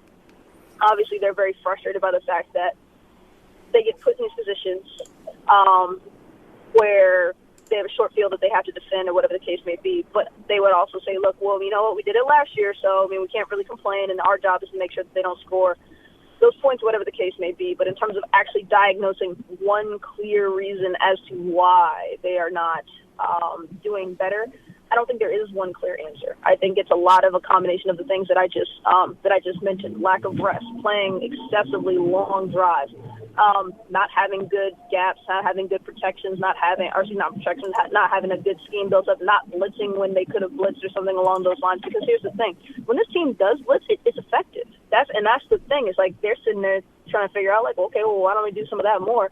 Well, sometimes they do blitz and sometimes they get burned. It happens that way, It's a lot of different things. There's no one clearly diagnosable reason as to why they have not performed at the level that they should be performing at. I will say that for the Philadelphia Eagles game, one of the big reasons that they struggle so much in that second half is because 2 of their top playmakers on the line, Jonathan Allen, obviously one of the first rounders you mentioned, and Caleb Brantley, who's a substantial sub for the defense, they both went out of the game. One played 7 snaps, the other played 8 snaps. They basically didn't play the entire game. So they had no depth. Those were the 5 defensive linemen that they brought to the game. So Matt Ioannidis, Deron Payne, and Tim Settle had to play the rest of the game with no subs, basically. They just had to rotate if they could, and they got worn down. So that one I can completely understand. But since then, they've addressed that issue. Jonathan Allen is obviously back. He came back for the Bears game. Caleb Brantley, I saw him in the locker room today. He's also on IR, but he's eligible to come back week 11 as well too. So they feel like they have some guys that are going to come back. Josh Norman's going to come back eventually, and hopefully he can turn his season around a little bit as well too. Shazer Everett, who's a big deal for their special teams, but also just in general on the defensive side of the ball. Monte Nicholson, who just had an ankle injury in this game this weekend. Those guys will come back and they'll feel like they'll have their full form ready to go, and play at the level that they expect themselves to play. But right now, they're pretty pleased with the fact that, they kept the 49ers out of the end zone, especially considering how good of an offense that they have. A little bit disappointed that they let Miami have that rally, for sure. For sure disappointed they let them have those 16 points. But they feel good about themselves otherwise. They feel like they're finally getting things together. The turnovers are happening now. They really weren't coming up with those first few games. But they feel like they're trending up right now. Let's talk about kind of the back end of that secondary. PFF has Quentin Dunbar as this like crazy good cornerback. Obviously, Josh Norman is right now I think he's the highest paid secondary player, followed by Landon Collins. Like you mentioned, Norman gave up 4 touchdowns first 3 games. He's given up 1 touchdown since then, at least per PFF. I'm kind of curious, what you mentioned that, hey, the front 7, they've been able to get more pressure going forward after, the offense has been able to give them some rest. Do you feel like the same is true kind of on the back end where the coverage unit gets more rest, where they've got, more support from that defensive front? Do you think that this defense is transitioning from one that seemed kind of like a sieve to one that might even be above average at this point? Yeah, I think they can transition to being above average now. I mean, I also had the same possibly upper ceiling. I had them going 9-7 potentially. So maybe I'm more a little optimistic than most people. So, we'll see about my opinion here. But I do think that having that – look, you've played sports, right? You've played sports where you don't get rest and you don't play the same way. You really just – you don't. Play basketball, it's like you don't get into your defensive stance the same way. You don't hustle the same way. You don't do a lot of different things that if you had a different level of rest, a little higher level of energy, you could play better than what you're doing. Now, obviously, neither you nor I played at a professional level, but just like on an understandable level of people listening, it's like it makes a world of difference for all of these guys, not just the defensive line who is exerting a ton of energy, it's the guys on the back end. When a team decides to go up tempo, when a team decides to go no huddle and things of that nature, it makes so much of a difference for these guys, not just the big guys up front. So hustling to a certain play. I mean, I can think of Monte Nicholson is one of the fastest guys I know on the team. And I've seen plays where I'm thinking to myself, man, if he had a little bit more rest, he probably could, he'd be a little bit more rangy or whatever the case may be. Now, he obviously won't make that excuse. But, again, I've seen the guy fly from sideline to sideline, and it does look a little different when they're sitting there on a, 17-play drive trying to keep up with the guy versus when they're on a drive where you only have 3, 4, 5 plays, whatever the difference is. Yeah. What are the schematic tendencies? What are they asking, these cornerbacks and safeties to do on a play-to-play basis? It depends. I've seen them play quarters. I've seen them play zone, obviously. Now, there was one play, I think it was the New England game when Ryan Izzo was the one who scored the touchdown. He was wide open. There was some confusion there. I think there was also a pick play in there as well, too. All right. But they ask him to do, your basic stuff. Like Landon Collins recently has been asked to go on blitzes more often. And that's something I saw a lot more when it came to training camp. They'll send their safeties on blitzes. This is not something that you've seen of recent. And I would love to ask and figure that one out. Hey, you did this a lot in training camp. You showed this a little bit in preseason, but you seem to have gotten away from it. Is it because, you guys didn't have that support on the front, or guys are lacking energy, or you guys are too far in the game, you don't want to take a risk there? What is the reason that you aren't doing this thing that you showed a lot of? And it would seem that you have the personnel to do very, very well. But that's something that they've switched up of recently as well, too. But they trust their safeties, they trust their corners to operate a lot in man. If they need to go into the zone, they'll do that as well, too, obviously. That was actually something that, I don't know if you remember, DJ Swearinger got on the coaching staff for, is that they played zone a lot in that Tennessee Titans game where they could have potentially kept their playoff hopes alive, and they lost to Blaine Gabbert. That was something he's like, we want to be attacking. We want to be an attacking defense. We don't want to be sitting on our heels and doing all this different kind of stuff.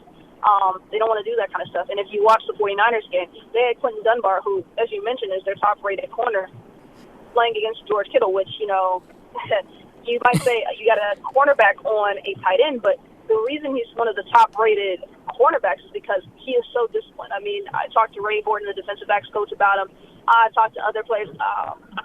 About him, and he's just very disciplined. He has this very competitive energy, which it sounds, I don't know, I won't say cliche, but it sounds like because he's a football player and it felt like he's competitive. this man is competitive beyond what most of y'all understand. Like, he does not lose. He doesn't like to lose.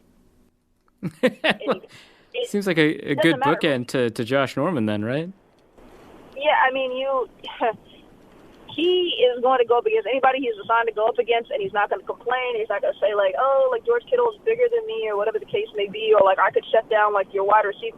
The wide receivers are pretty much, like, a non-factor in that game. I mean, the big game was going to be against George Kittle, the tight end, and especially in a game like the one that they played where it's wet, soggy, and everything else in between. So he gets thrown into these matchups, and he excels. I mean, he almost had an interception in the 49ers game, as a matter of fact. He had 2 against the Giants. He's been exceptional. He is their most reliable safety on the team because he sees things once and he gets it. He understands where the quarterback is trying to go with the ball, where the play is headed towards, and he jumps it. Either he'll defend it or he'll intercept it, whatever the case may be. But he is definitely somebody on this team that the coaching staff can send him out there on this other team's best player, and they know he's going to win that matchup more often than not. So Adam Thielen's not going to be in. Well, he's probably not going to be. The Vikings say they'll see, but he's probably not going to be in the game. So Stephon Diggs is going to be kind of the primary receiving threat. Do you expect him to get the same treatment, as weird as it sounds, as George Kittle got? Is Dunbar just going to be plastered to him the whole game, or how do you think they'll approach that focal point that the Vikings have offensively, knowing that last week they did actually produce without Adam Thielen in the game? Through a variety of tight ends, running backs, and the other receiver, B.C. Johnson. Is that something that are they going to like tunnel in on Stephon Diggs, or how do you see that matchup going? Oh yeah, that's pretty much the expectation. I'm really excited to see Quentin Dunbar go against Stephon Diggs. That is the expectation. I mean, he's their best guy. Quentin Dunbar goes against their best guy. That's just how that works. That is going to be the expectation. I think it's going to be a very fun matchup because Stephon is an exceptional route runner. He's got great hands, ultimate competitor. And like I said with Quentin Dunbar, he rises to the occasion of any challenge that is presented to him, in front of him, or anything else in between. So this is going to be one where you sit there and look at it. I mean, it's going to be really a battle of the Titans. And it'll be interesting to see who wins the matchup, how and why, and everything else in between. But, I mean, it'll be interesting to see if the defense will give him some help, or like they feel like, again, like, we can just put him on an island by himself and we don't have to worry about him, or whatever the case may be, and go from there. But no, I mean, that is the expectation, especially because I've not seen Josh Norman at practice since that Dolphins game. So, I mean, it's going to be very exciting to see this. They just have a lot of confidence in it. They don't expect to see a healthy Quentin Dunbar getting burned by anybody. So he's probably the best defensive back Florida's produced, and he was the one that wasn't drafted, right? That is correct. That's fat. Well, I guess Keanu Neal, I shouldn't discount him, but that's pretty surprising. And he was a wide receiver too, by the way, when he came out of Florida. He wasn't even a cornerback. That's the best part. It was wild.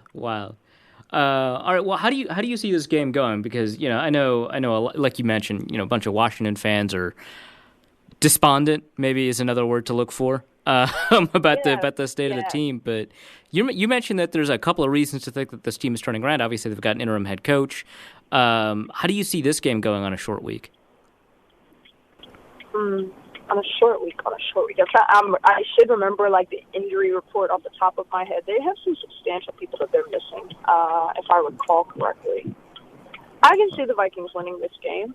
I can see it because one of the other things they got to account for is Dalvin Cook. He's pretty good, right? I mean, I keep hearing his name. I keep seeing his highlights. He's got to be kind of good, right? So yeah, he's leading the league in rushing. He's doing all right. Yeah, something like that. Something casual along those lines. But no, you've got Dalvin Cook. Okay, you've got Stephon Diggs. Kirk Cousins is, I don't know if it was being chewed out by Adam Thielen kindly, or Stephon Diggs opting not to say a whole bunch and avoiding reporters to do so, whatever the case may be. But he's come to his senses about playing really, really well, and I'm interested to see if this defense will be able to stop him. There were points where they played really well against Tom Brady, but ultimately Tom Brady won that one out. Kirk Cousins is not Tom Brady.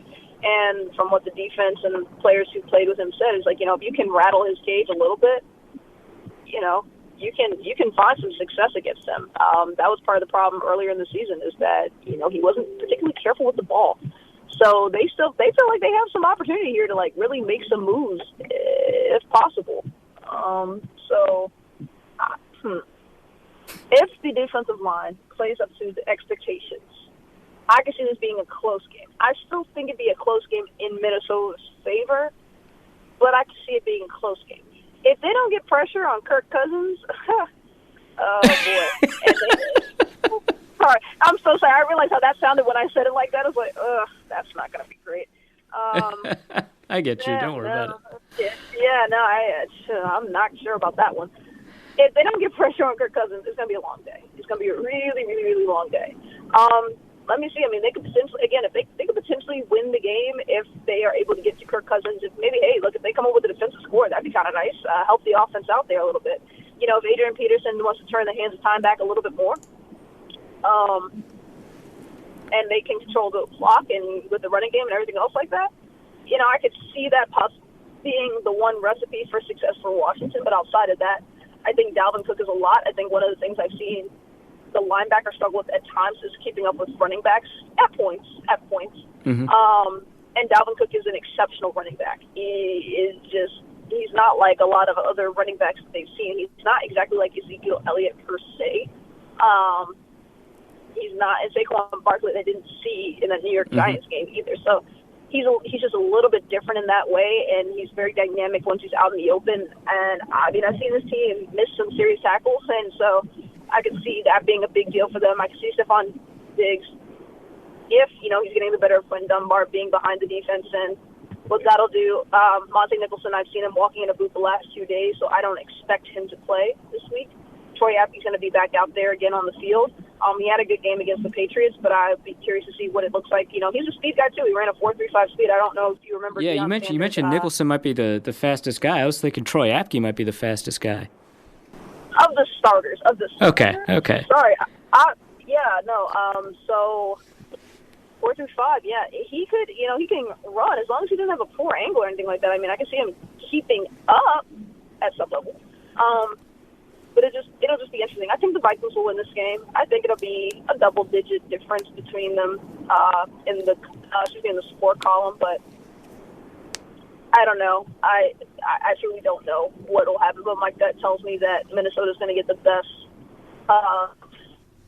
in this Kirk Cousins, Case Keenum, Adrian Peterson grudge match happening on Thursday. Right. Yeah. Well, I was going to ask for kind of one-sentence answers on revenge games narrative. So, like, the first one is Adrian Peterson, will he have a revenge game? Yes, of course he will have a revenge game. He just said that today in locker room. Is he going to go off for over 100, you think? Okay, now you're the Minnesota Vikings reporter, and I haven't had a chance to really study the run defense. So what do you think here? It's gotten better. It's always kind of a higher level run defense, but they care just a lot more about coverage than about the run, despite what they say in pressers and in locker room availability. But I would say it is almost certainly possible, but on this side of unlikely. So I would say there's maybe a 45% chance that Peterson goes off for 100, but it wouldn't surprise me. You know what? That answer sounded very down the middle, and he said 45% chance, and I was like, yeah, that was pretty much right down the middle what I thought. Okay, so perfect. Maybe he could. Let's see what happens. Next revenge game, Case Keenum, does he go off for, I don't know, over 8 yards an attempt? No, he will not. No. Kirk Cousins, who was just called out kind of by Landon Collins, so he's got another reason to, I guess, be angry. Do you see him going off for over 8 yards an attempt? Let's say he does. And then here's an underrated revenge game that no one's talked about. Donald Penn is a former Minnesota Viking. Yeah. Do you think he shuts down Everson? Sure. Why not? I am so non-committal to this one. Fair enough. He's played well. He did give up like that garbage time sack to Nick Bosa. on Sunday. So, I mean, yeah. But, yeah, I don't know. I don't feel great about it. I don't feel bad about it. I don't feel anything. I'm just like, we'll see what happens. Yeah, fair enough. I've kept you long enough. Thanks so much for talking to me both before and during the recording of this podcast. Tell people where they can find you. All right. I will be at Instant Replay. Your favorite reporter has put on a play on words here. It's instant, traditional spelling. R-H-I, like the first three letters in my name. Play. There you have it, guys. Instant Replay, because sports journalists covering sports, Instant Replay in most sports. That's where you'll find me at, on Twitter or Instagram. And, of course, on Facebook, if you want to find me, it's my first and my last name. So there you go. And for those of you in the crowd who are wondering how to spell my first name, think of the Fleetwood Mac song. And if you don't know what the Fleetwood Mac song is, it's one of Rolling Stone's top 500 rock songs. Go look it up. So there you have it, folks.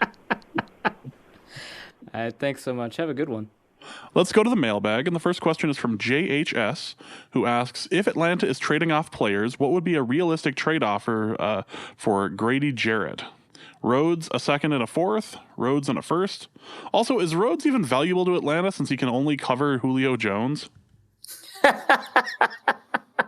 That's a good one. I think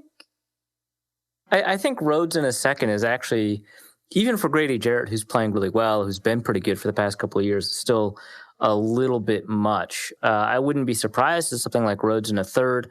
I wouldn't be surprised if the Vikings tried to make a run at Leonard Williams with the Jets, because they are kind of worth the sell-off. But yeah, I don't expect the Vikings to be buyers, although more trades are happening every year. It just doesn't seem that likely to me. Grady Jarrett would be a phenomenal get, though, because it's very clear at this point that neither Hercules Mataafa or Jalen Holmes, kind of as cool as their stories are really getting it done right now. And there's been a ton of trades while we've been recording today, like Emmanuel Sanders going to the 49ers, Quandre Diggs to the Seahawks. Yep, yeah, Quandre Diggs to the Seahawks. Like stuff is going on. So we picked the right time of day to record, apparently. Adam West asks, why was the pass interference on Detroit versus BC Johnson reviewed? The call on the field was PI, replay the down, was outside of 2 minutes, and Patricia didn't throw the red flag. I'm not entirely sure. The pool explanation was that it was an interception on a play where pass interference occurred, as opposed to it's pass interference, so there's no turnover. And so it was automatically subject to review as a result of being a turnover play. I don't like that explanation. I don't get it. I don't think it's internally consistent or logical, but that is the explanation, that it is a turnover play where a penalty occurred, and that penalty happens to wipe out, the actual turnover. There's some ways I can understand it, right? Because if a scoring play occurs and it's a touchdown and there's holding downfield, and that gets called as holding, well, it wouldn't be subject to automatic review because holding is not subject to automatic review. But you know what I mean. I don't know that it feels like there should be a way that makes sense, even though primarily I don't think it does. I agree with the question. It doesn't hold water with me. It's got the whole Chewbacca defense situation to it. It doesn't make sense. Kenneth Allen asks, why is Diggs fumbling so much? I wish I knew. I feel like these fumbles, so at least two of them, I don't know if a third one, but at least two of these fumbles occurred on plays where he's still physically in the process of securing the catch. Now, obviously, for it to be a fumble, he has, legally or by rule, secured it. But I think as a physical process of holding onto the ball, which is not, they should all have been called fumbles. I'm not saying they shouldn't have been. But he's still in the process of securing it. So I don't know. I wrote over at The Athletic about how Diggs is producing. Fumbles are one of the areas where you can say, well, if not for that, then we could have maybe a conversation about him being the best receiver in the league. But those fumbles are a problem. I don't think that there's something consistent pointing to them. Adam Thielen's fumble against the Saints last year kind of felt the same way. I don't know. Diggs has really good hands as a receiver. He's only fumbled twice in his career before, 3 times already this year. Those 2 times in his career, incidentally, occurred in his rookie year. So he actually hasn't fumbled in the past 4 years. So it is very unusual. I expect that that'll be cleaned up soon. It'll regress not in the manner that people tend to regress to their true mean. I think he'll work on it. And as a result, that'll probably bring us back to a 0 fumble Diggs. But for right now, it's very unusual. Also, Kenneth Allen asks, rank the following ham nicknames: Hammer, Hamster, He Go Ham, and any other awful options James can come up with. My suggestion is Ham Solo. Okay, I kind of like that. That one, it is terrible. That's true. Yep. But I get it. I don't like Hammer. Hamster is Hamster reminds me of the Muscle Hamster. That's it's too Doug Martin. Yep. After He Go Ham is kind of whatever. Is that like He Hate Me? Yeah. Yeah, I don't love. Why isn't Ham good enough? That's a pretty funny nickname. Yeah. It's also his last. It's just Ham. CJ Ham is one of those names that doesn't need a real nickname. Right, like Dalvin Cook doesn't really have a nickname. They call him the chef, I guess, sometimes, but mostly he just does cooking stuff when he gets in the end zone, and everyone's fine with it. Yeah, okay. Yeah, we're good. That's fine. Ham is just a fun name for somebody to have. So I'm either Ham or Ham Solo. Those are the 1 and 2 for me. Matt McKeon asks, is the 2-conference system penalizing the NFC over the AFC? Over the past few seasons, bad AFC teams have gotten wild card spots while better NFC teams have missed out. I feel like this really does balance itself out over the years. Yeah, but I mean, in the same way that Aaron Rodgers, I guess, is right that the penalties will even out.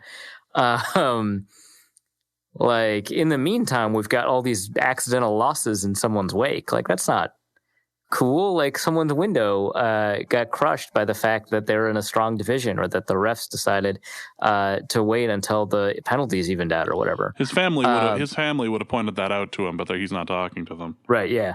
So I would say but not in a way that I care about. I prefer the conference system versus just kind of and I understand you can keep a conference schedule system and still just give the playoffs to the 12 best records or whatever. Or you can have whatever scheduling process you want, right? But the conference system isn't necessary to a playoff system or anything like that. But I just kind of like it just because, there is kind of a weird soft rivalry between the AFC, NFC, and it's a very soft rivalry. It's nothing like AL, NL or anything like that, where they literally have different rules. But I don't know, people I've seen people talk shit about the AFC in my mentions. It's kind of fun. A couple of years ago, people were talking shit about the NFC, and the AFC had the strong Steelers team, the strong Ravens team, and obviously they had the Patriots, and it was fun, So it ebbs and flows. Yeah, I guess eventually it balances out. These teams aren't gonna perpetually be bad or perpetually be good. But I just kind of like the unevenness. The playoffs are already kind of a one and done system. It's a tremendously unfair way to determine who is the winner of the league, because it's by design going to not be, in all likelihood, the best team. So sure, the conference system does disadvantage some teams kind of unfairly. And I do think that it does go too far sometimes, when an 11-win Patriots or an 11-win Cardinals team were kept out of the playoffs. I think that's happened with 11-win Patriots in 2008 with Matt Castle, 11-win Cardinals. I don't remember when, but it felt like that happened. So I do think there should be provisions that 11-win teams should get priority consideration of wild cards over anything else, but like you should basically be guaranteed a spot if you're an 11-win team, and there's probably a way to work that out. So I think that shifts it too far in the other direction. But like if we're talking about 9 or 10-win teams, where like a 9-7 AFC team beats out a 10-win NFC team that played a tougher schedule, whatever. That doesn't bother me as much. So yeah, it advantages them, but not to a degree that bothers me a ton. Matt Freeze asks, the offensive line has been much better in recent weeks. What would you put as the main cause? Has there been a change in how we're blocking defenses? Have players improved, or is it just weaker competition? I think part of it certainly includes weaker competition, but that I don't think explains all of it because, Dalvin Tomlinson and Dexter Lawrence and then with the Giants, I mean, they're a pretty good run-stuffing defensive front. And yeah, it's not that interesting that they prevented a bunch of nose tackles from rushing the passer, but it is interesting that they were able to still run the ball. So that helps. That's a good indication that they did pretty well. They did all right against Fletcher Cox and Brandon Graham. It was really kind of the rest of that defensive line they feasted on. But yeah, and the rest of that defensive line wasn't nearly as good. Like I think Derek Barnett deserves some credit, but he's just clearly not as good as someone like Brandon Graham.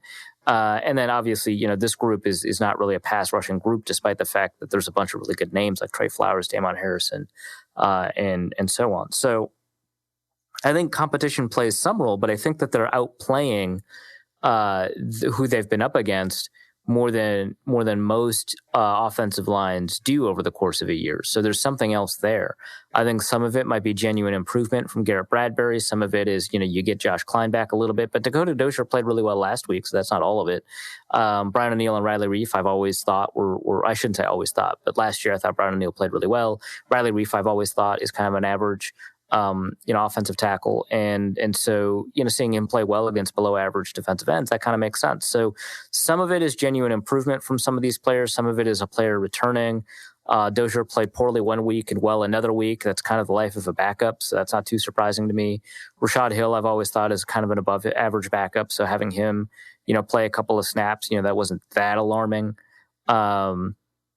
Yeah, I don't know. There's got to be something that Rick Dennison is doing as an offensive line coach that kind of explains it, because just saying someone's improving is like basically reframing the question. So my guess is that there's something in the approach or the technique that Rick Dennison is teaching as an offensive line coach. I don't think it's schematically what's happening, because everyone has the same, I shouldn't say everyone, but a lot of teams have kind of the same pass drop back scheme, as it were. I mean, it's either slide or man or half slide.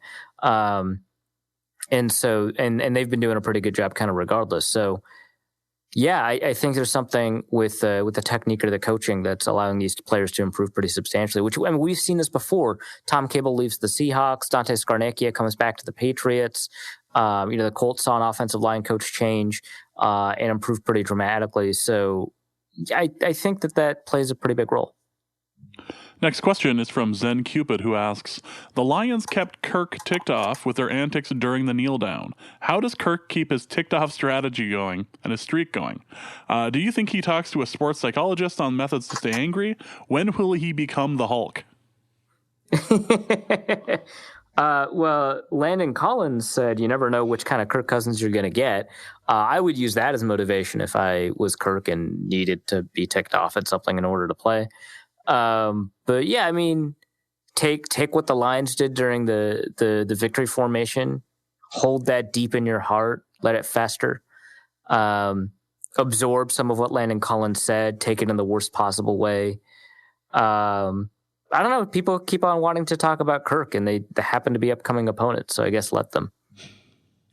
Next question is from Luke Braun, who asks, if the Vikings blow this game, what's the reason we'll have looking back? We didn't realize Jerry Hughes was that good of this particular 15-point spread? Brutal. That one makes a ton of sense, right? Because they've got Ryan Kerrigan. We just talked about it on the interview with Rhiannon. They've got a ton of first-round picks that are pretty good. And Ryan Anderson is a second-round pick, I think, who is an edge rusher at Oklahoma or Alabama. And Jonathan Allen's back. He played against the Bears. So a bunch of guys that I don't think are busts that are playing pretty well along that defensive front. that are all good pass rushers. So I would say that that's probably the reason. Other than that, I mean, Case Keenum could have a weird magic game because that receiver core is really good, right? So that, he could have a magic game. He's been known to do that in Minnesota. It's happened. It's a thing. It's happened in this building. Kyle Slaby. Yeah. Kyle Slaby asks, who puts up the breakout performance regardless of overall team success for Washington? Regardless of overall team success? That sounds like an Adrian Peterson question. I would say I'm primarily concerned about Terry McLaurin. He's really good. I know because I have him on a bunch of my fantasy teams. Go me, I'm very smart. But Terry McLaurin is somebody that scares me. But I think the whole receiving core has a bunch of talent. I think Trey Quinn does a good job getting open. I think Paul Richardson was a smart acquisition. Again, I brought this all up during the interview. So I am more concerned about McLaurin. I feel like he could go off statistically without the team necessarily doing all that well. But it just really does seem like, if the Vikings were writing narratives about ways to collapse, it would be Case Keenum and Adrian Peterson just going off in their own building. So, if that's the case, they win. But in the case where someone goes off statistically and they don't win, I think it's Terry McLaurin. Yeah. Also from Kyle Slaby, he asks, how is the married life, James? There's been a lot of sleeping. It's been a lot of being exhausted. I've been told that this never really ends. Well, the sleeping stops, but the exhausted stuff never really ends. He's been married. Pronounce you husband and wife. Never wake up. Slaby's been married a hell of a lot longer than I have. Why is he asking me about married life? He knows what to expect. One would think anyway. New York Vikes fan asks, with how the Redskins were able to shut down the 49ers offense, which is currently in the top 15, do we expect a similar defensive performance against the Vikings this week? Not unless the roof of the of US Bank Stadium evaporates and they start having the sideways rain from Forrest Gump. I feel like the field and the weather had everything to do with how the Redskins were able to shut down that 49ers offense. Yeah, it was a pretty muddy game. I don't know if anyone saw the pictures from it, but I was watching tape earlier. I was watching the YouTube thing of the highlights of the game, and an old NFL films, like throwback. I wanted to pull up the YouTube video on my phone and play like the dot dot dot dot dot dot dot, like the music for the old NFL films, and play it in the background as all these guys were sliding across FedEx Field, like. And at the very end of the game, I forget if it was a pick or exactly what happened, but one player slid as a celebration. Then you saw 3 or 4 more defensive players slide at the end, and it was like, that is fantastic. Just waiting for Sable to say something like, and Roger Craig's 49ers knew they couldn't rely on Joe Montana's arm in the rain down in Midway, or something like that, right? The swamp of Washington was just too much for them this week. They couldn't drain this swamp. Too contemporary. Yeah, I feel like that had more to do.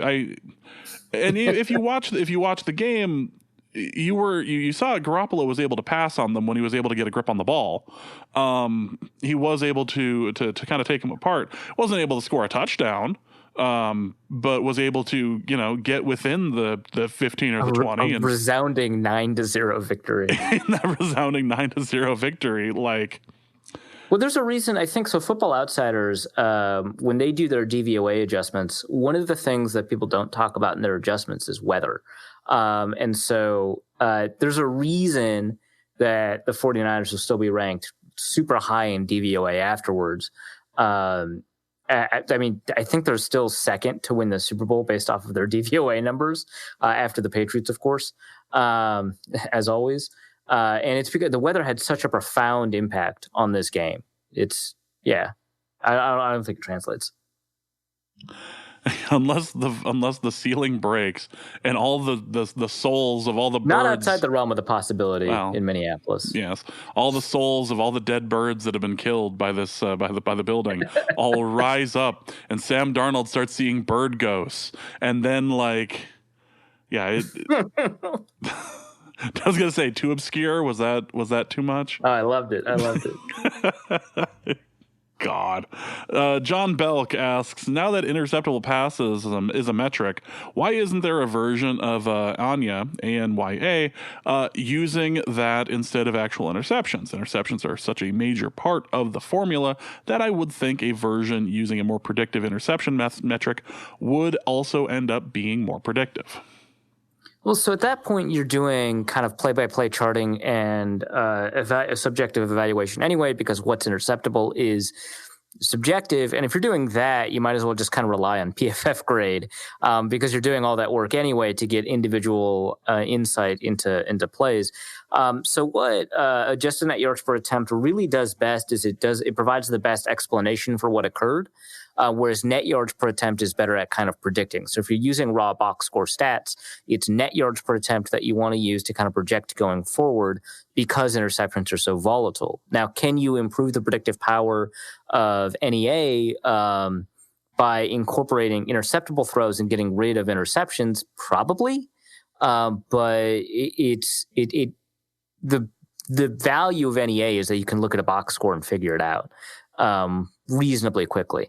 Whereas interceptable passes are not going to be in the box score. They're not going to be on the Pro Football Reference page, although they may be now that they've incorporated Sport Radar into their stuff, which is really cool. But yeah, if you're charting interceptable throws, you're already at a point where you're charting throws.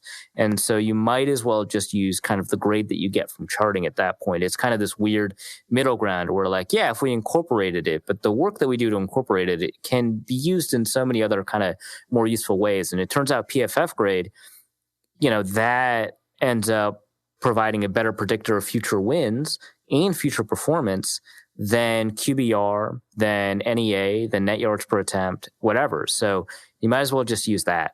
That said, I'm not opposed to the idea. The problem is, whose interceptable passes metric are you going to use? Because I've seen, a couple of different evaluations of that metric, where Pro Football Focus tends to be the most commonly cited one. And if someone says interceptable passes without citing it, they usually mean by PFF.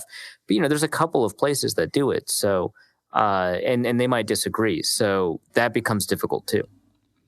Restalion asks, I was wondering if you could go in depth with what the Vikings defense did to shut down Kenny Golladay for most of the day. I couldn't tell if it was just the Lions going for more open targets and deliberately not targeting him for one reason or another, or if we actually shut Golladay down. Well, I think part of it is that there was some really good defensive work. So we just talked about how like Marvin Jones just went off and happens to be a Viking killer. But some of it was, they did play pretty good defense on Golladay, whether or not he was lined up against Rhodes or Waynes or, Coleman. So, or not Coleman, McKenzie. So I think that, yeah, I mean, they played him kind of tightly. They didn't get lost in press. They were able to stay within 1 or 2 yards. When they played zone, they didn't leave him out of the landmark too much. So, yeah, I don't think they did anything special. I think they just played, normal Vikings football, and he happened to not benefit nearly as much as Marvin Jones does from that. Eric asks, watching the broadcast, it seemed like Diggs was coasting or stopping in routes where he wasn't the primary. Lions were primarily in man, so it isn't as if he was feeling out soft spots in zones or something. Is this something new that we should be worried about, or something I haven't noticed before? I don't think so. I don't think that that's something to worry about because his role before Adam Thielen was injured was to be an alert, which means that you're not in the progression. At least that's what I haven't confirmed this, so I can't say that with a lot of definitiveness. But as an alert, you're not in the progression until you are, right? Until the quarterback sees something that indicates that they should throw this go or this post or something like that. And so you need to be ready to go. I don't know which plays specifically you're talking about, otherwise I'd be able to kind of maybe break it down a little bit more, but it's not something I think he's even, I don't think he's quitting on the play or anything like that. So it's not even something I'd be worried about. If he is, and we take a look and we kind of agree, on that play, that's what he's doing, maybe that's worth more of a discussion, but I don't think I've seen the same things. So I don't know. Damian Barrett asks, is it just me, or is Zimmer being more aggressive with challenge flags this year, and is there a strategy for throwing them early in games?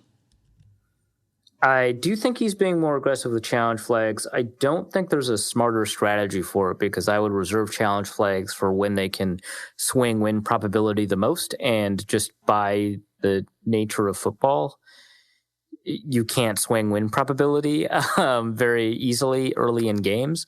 Obviously, for like a score or something like that, you'd want to do it. But for like, ball placement on second down, like whatever, which I think he did like 3 weeks ago or something like that. And it's just like, okay. And, he does it, to make a field goal longer and like there's a rationale for it, but I don't think it is correct because even though every point counts the same by the end of the game, your ability to choose when you challenge is the value of that challenge. And so if you can choose, hey, I know we need to have 6 points here, or I know we need to make sure that they're stuck with 3 and not 7, as opposed to early in the game when, who knows, maybe your offense blows them out. Maybe your defense gets a turnover late in the game. Maybe, who knows what you specifically need. I know my offense needs to stay on the field is a decision that's, unrelated to scoring or something like that, right? Who knows what you need?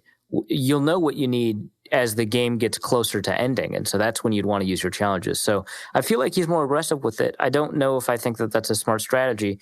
At the same time, like it's probably marginal, like what I just talked about. If you're going to win a challenge, probably throw the challenge flag if it's a halfway important play. Next question is going to be from Kirk, who asks, why can't I be happy about this win streak? The better the Vikings do, the more existential dread I feel about the other shoe dropping. Will it always be this way? Yes. Yeah. Duh.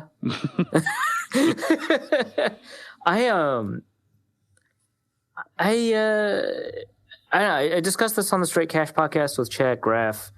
I don't trust this Viking. Every number says that they're elite right now, and I'm just like, yeah, okay, maybe. If you look at it, the Vikings should have won every game that they were a part of. Even the Bears game wasn't totally out of hand. It was just dumb. Right, yeah, it was dumb. If you don't knock out Trubisky with an injury, you probably win. You probably win. They rallied back against Green Bay and they made it kind of close until Green Bay pulled away again. They rallied back against the Bears, honestly. They made every game winnable, even the losses, and then the games that they won really emphatically. Like this ended up 42-30, right? Mm-hmm. What a weird high score. And it felt like, they let the Lions kind of get back into it a little bit late without, needing to or having to worry about it too much. So the score, I guess, could have been further apart. I don't know. The only close game they had was actually kind of the Eagles, even though that ended up 18 points apart because the Eagles were within one score before the Vikings just kind of put their foot on the gas pedal and were able to lengthen the lead again.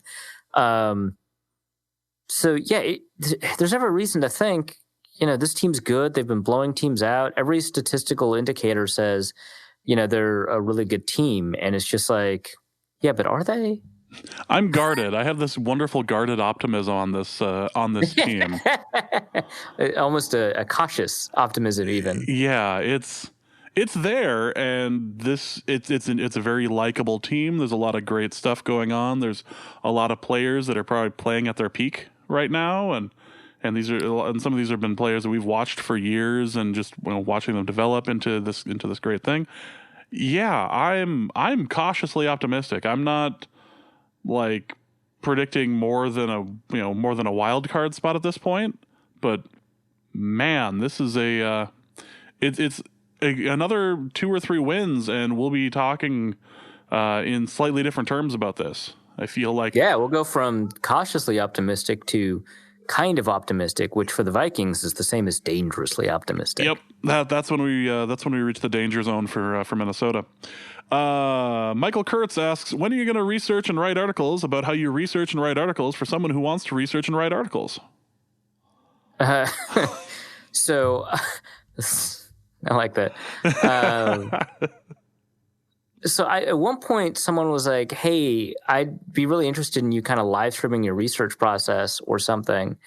And I was like, I wonder if I should do that. And I kind of did like a pseudo video of me like beginning to think about, researching or writing an article and going through my process. And I realized as I was doing it that I just do a bunch of bullshit that doesn't matter for most of my time researching. And it makes for like an awful video because I'm just like making fun of people on Twitter and deleting tweets and stuff like that. I was going to say, how much of this video was spent being on Twitter and getting into arguments? And being right. It's like, it's point like, I'm like, oh, I wonder, hey, how many players have hit the statistical mark? What does that mean? Are there ways this could go wrong? What are the areas of regression to watch out for? Kind of like if I set up this argument, what would somebody who disagrees with me say? How can I research that and, see what the answer is? And in my head, that's a very clean, organized, logical process. I know kind of in my library of things that I've researched. I know what my search terms are going to be. I know what kind of articles I need to reference. I know kind of who's written about what, so I can just quickly Google them and reread their article. That's very clean. And then in practice, when I found out that I was doing it, I was just like, so there's this one moment in this, and I've deleted the video, so you can't even find it. But there's this one moment where I'm in the middle of a research thing, and I think it was about Adam Thielen. And I log onto Twitter or onto TweetDeck, and I see this like meaningless transaction. Some player was like released or signed or traded or whatever. And it was like, it's like a 6th round pick or something. It was like not a player that's going to be a huge difference maker, but they had kind of a funny name. And so I'm like quote tweeting this tweet, and I write a version of a tweet that's like a joke about their name like 7 times before deleting it and never tweeting. And I'm like, I can't work this joke. And I just X out of Twitter. And that took like half an hour to 45 minutes of that video. Like, that's my research process. I'm sorry.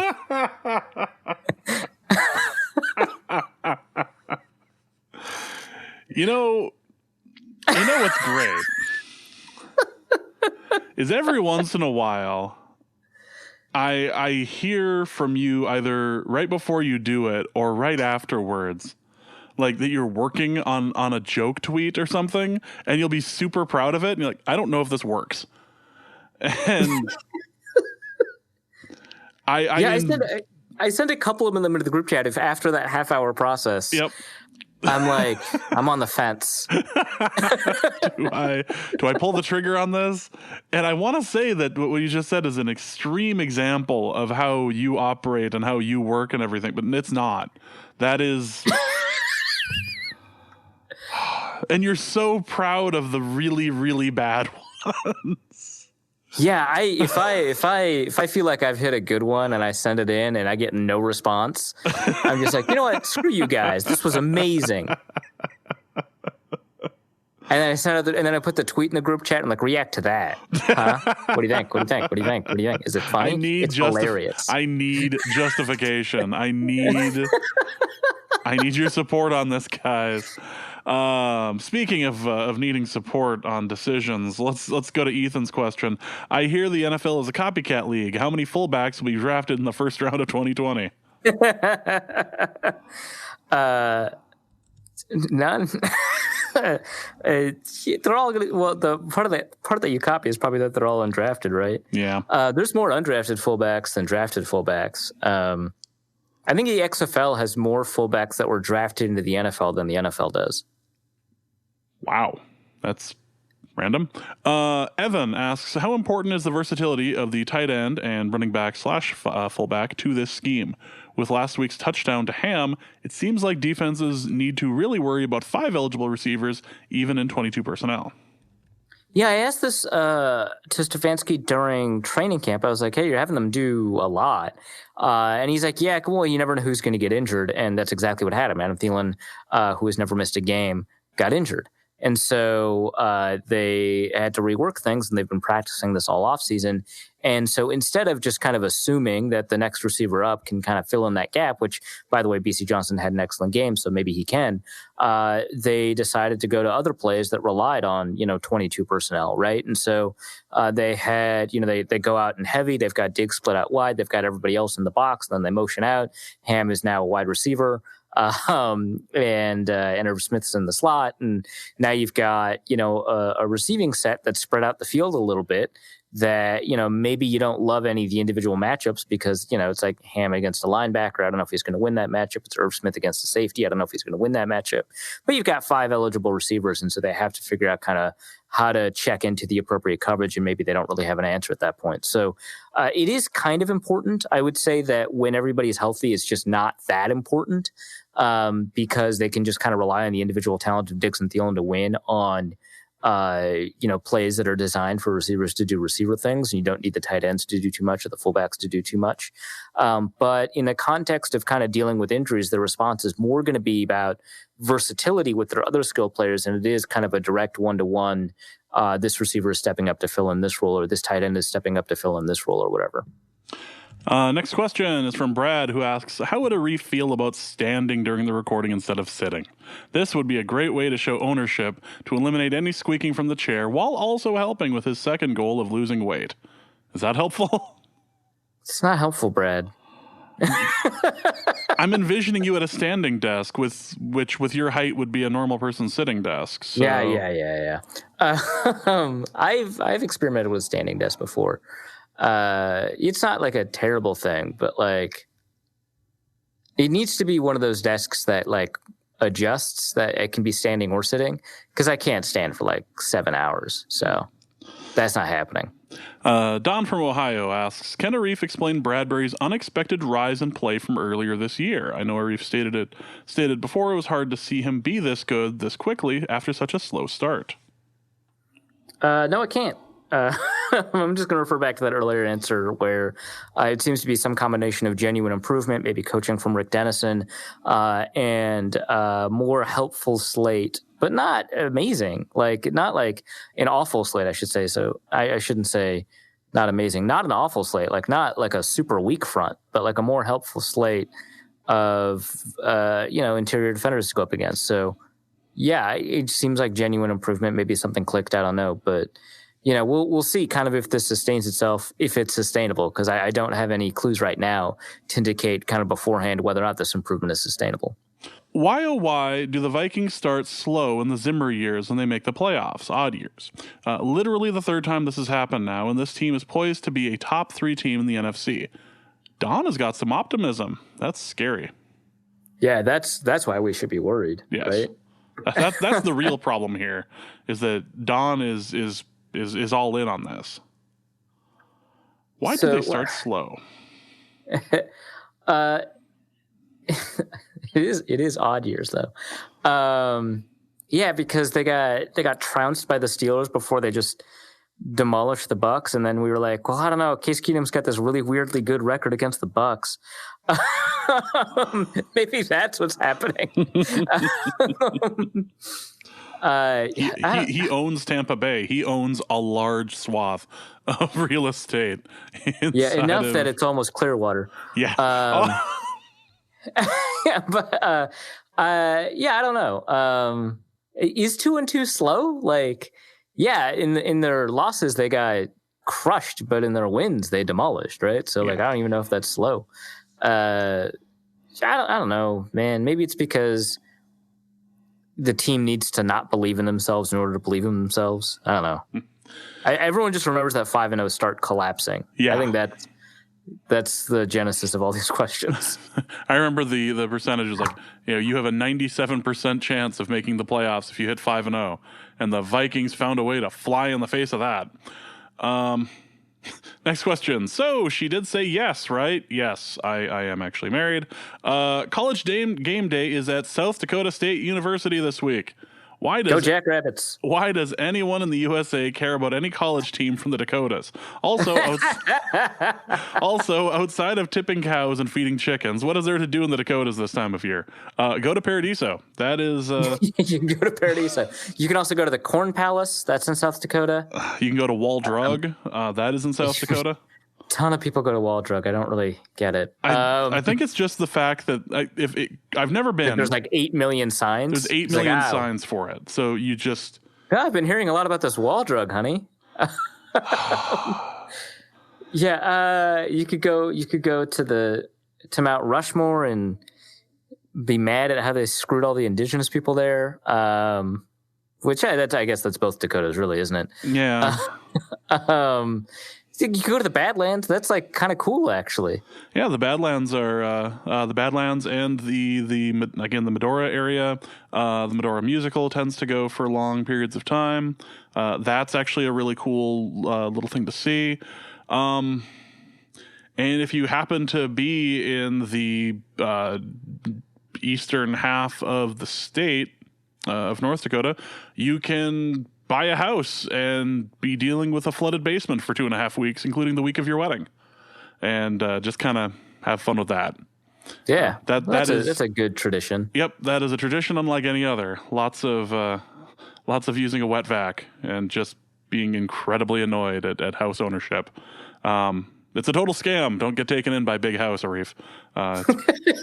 Too late. It's probably too late for you.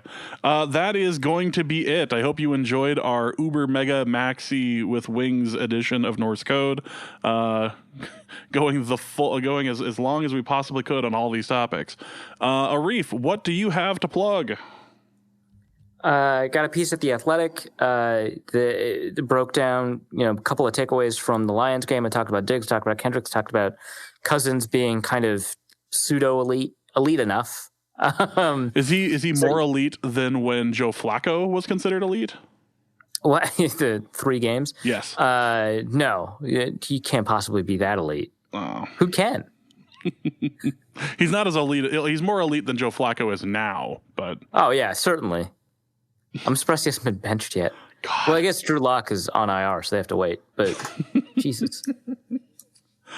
We're going to be in a situation where Bridgewater ends up starting in either Denver or Detroit or Denver or Chicago next year. God, if he started in Chicago, I'd be so sad. That would be rough. I don't know if I think I would be better. I think I'd be happier for him in Denver than I would be in Chicago, but I'm already half cheering for the Saints because he's the quarterback of the Saints. And that's a pretty hard, that's difficult. That is not easy to do. So that is going to be it for this episode of Norse Code. Again, thank you guys so much for listening. There will not be another edition of this show later this week, so look for Arif's work elsewhere. He's on a million different shows. You can find him. Let's go with that. So that'll be it for this episode of Norse Code. Thank you guys for listening. For Arif, my name is James. Thank you guys so much. And please remember that revenge is a dish best served funky as hell. And we will see you next week. Norse Code is the largest and only division of Norse Code LLC. You can find Norse Code on the Daily Norseman, SB Nation's Vikings blog at dailynorseman.com. You can also find it on iTunes, Stitcher, Google Play Music Podcasts, Spotify, or wherever fine podcasts are aggregated. Our Vikings blogger extraordinaire and generally useful human is Arif Hassan, and he can be found on Twitter at Arif Hassan NFL. I am your producer and co-host, and my name is James Pagashnik. You can find me at the show's official Twitter feed at NorseCodeDN. If you'd like to donate a few bucks to the show, you can make your one-time donation at paypal.me/NorseCode, or a recurring monthly contribution can be made by visiting patreon.com/NorseCode. Any questions or comments that won't fit in a tweet can also be sent to norsecodepodcast@gmail.com. On behalf of the Norse Code staff, we thank you so much for listening. Our formula is this. We go out, we hit people in the mouth.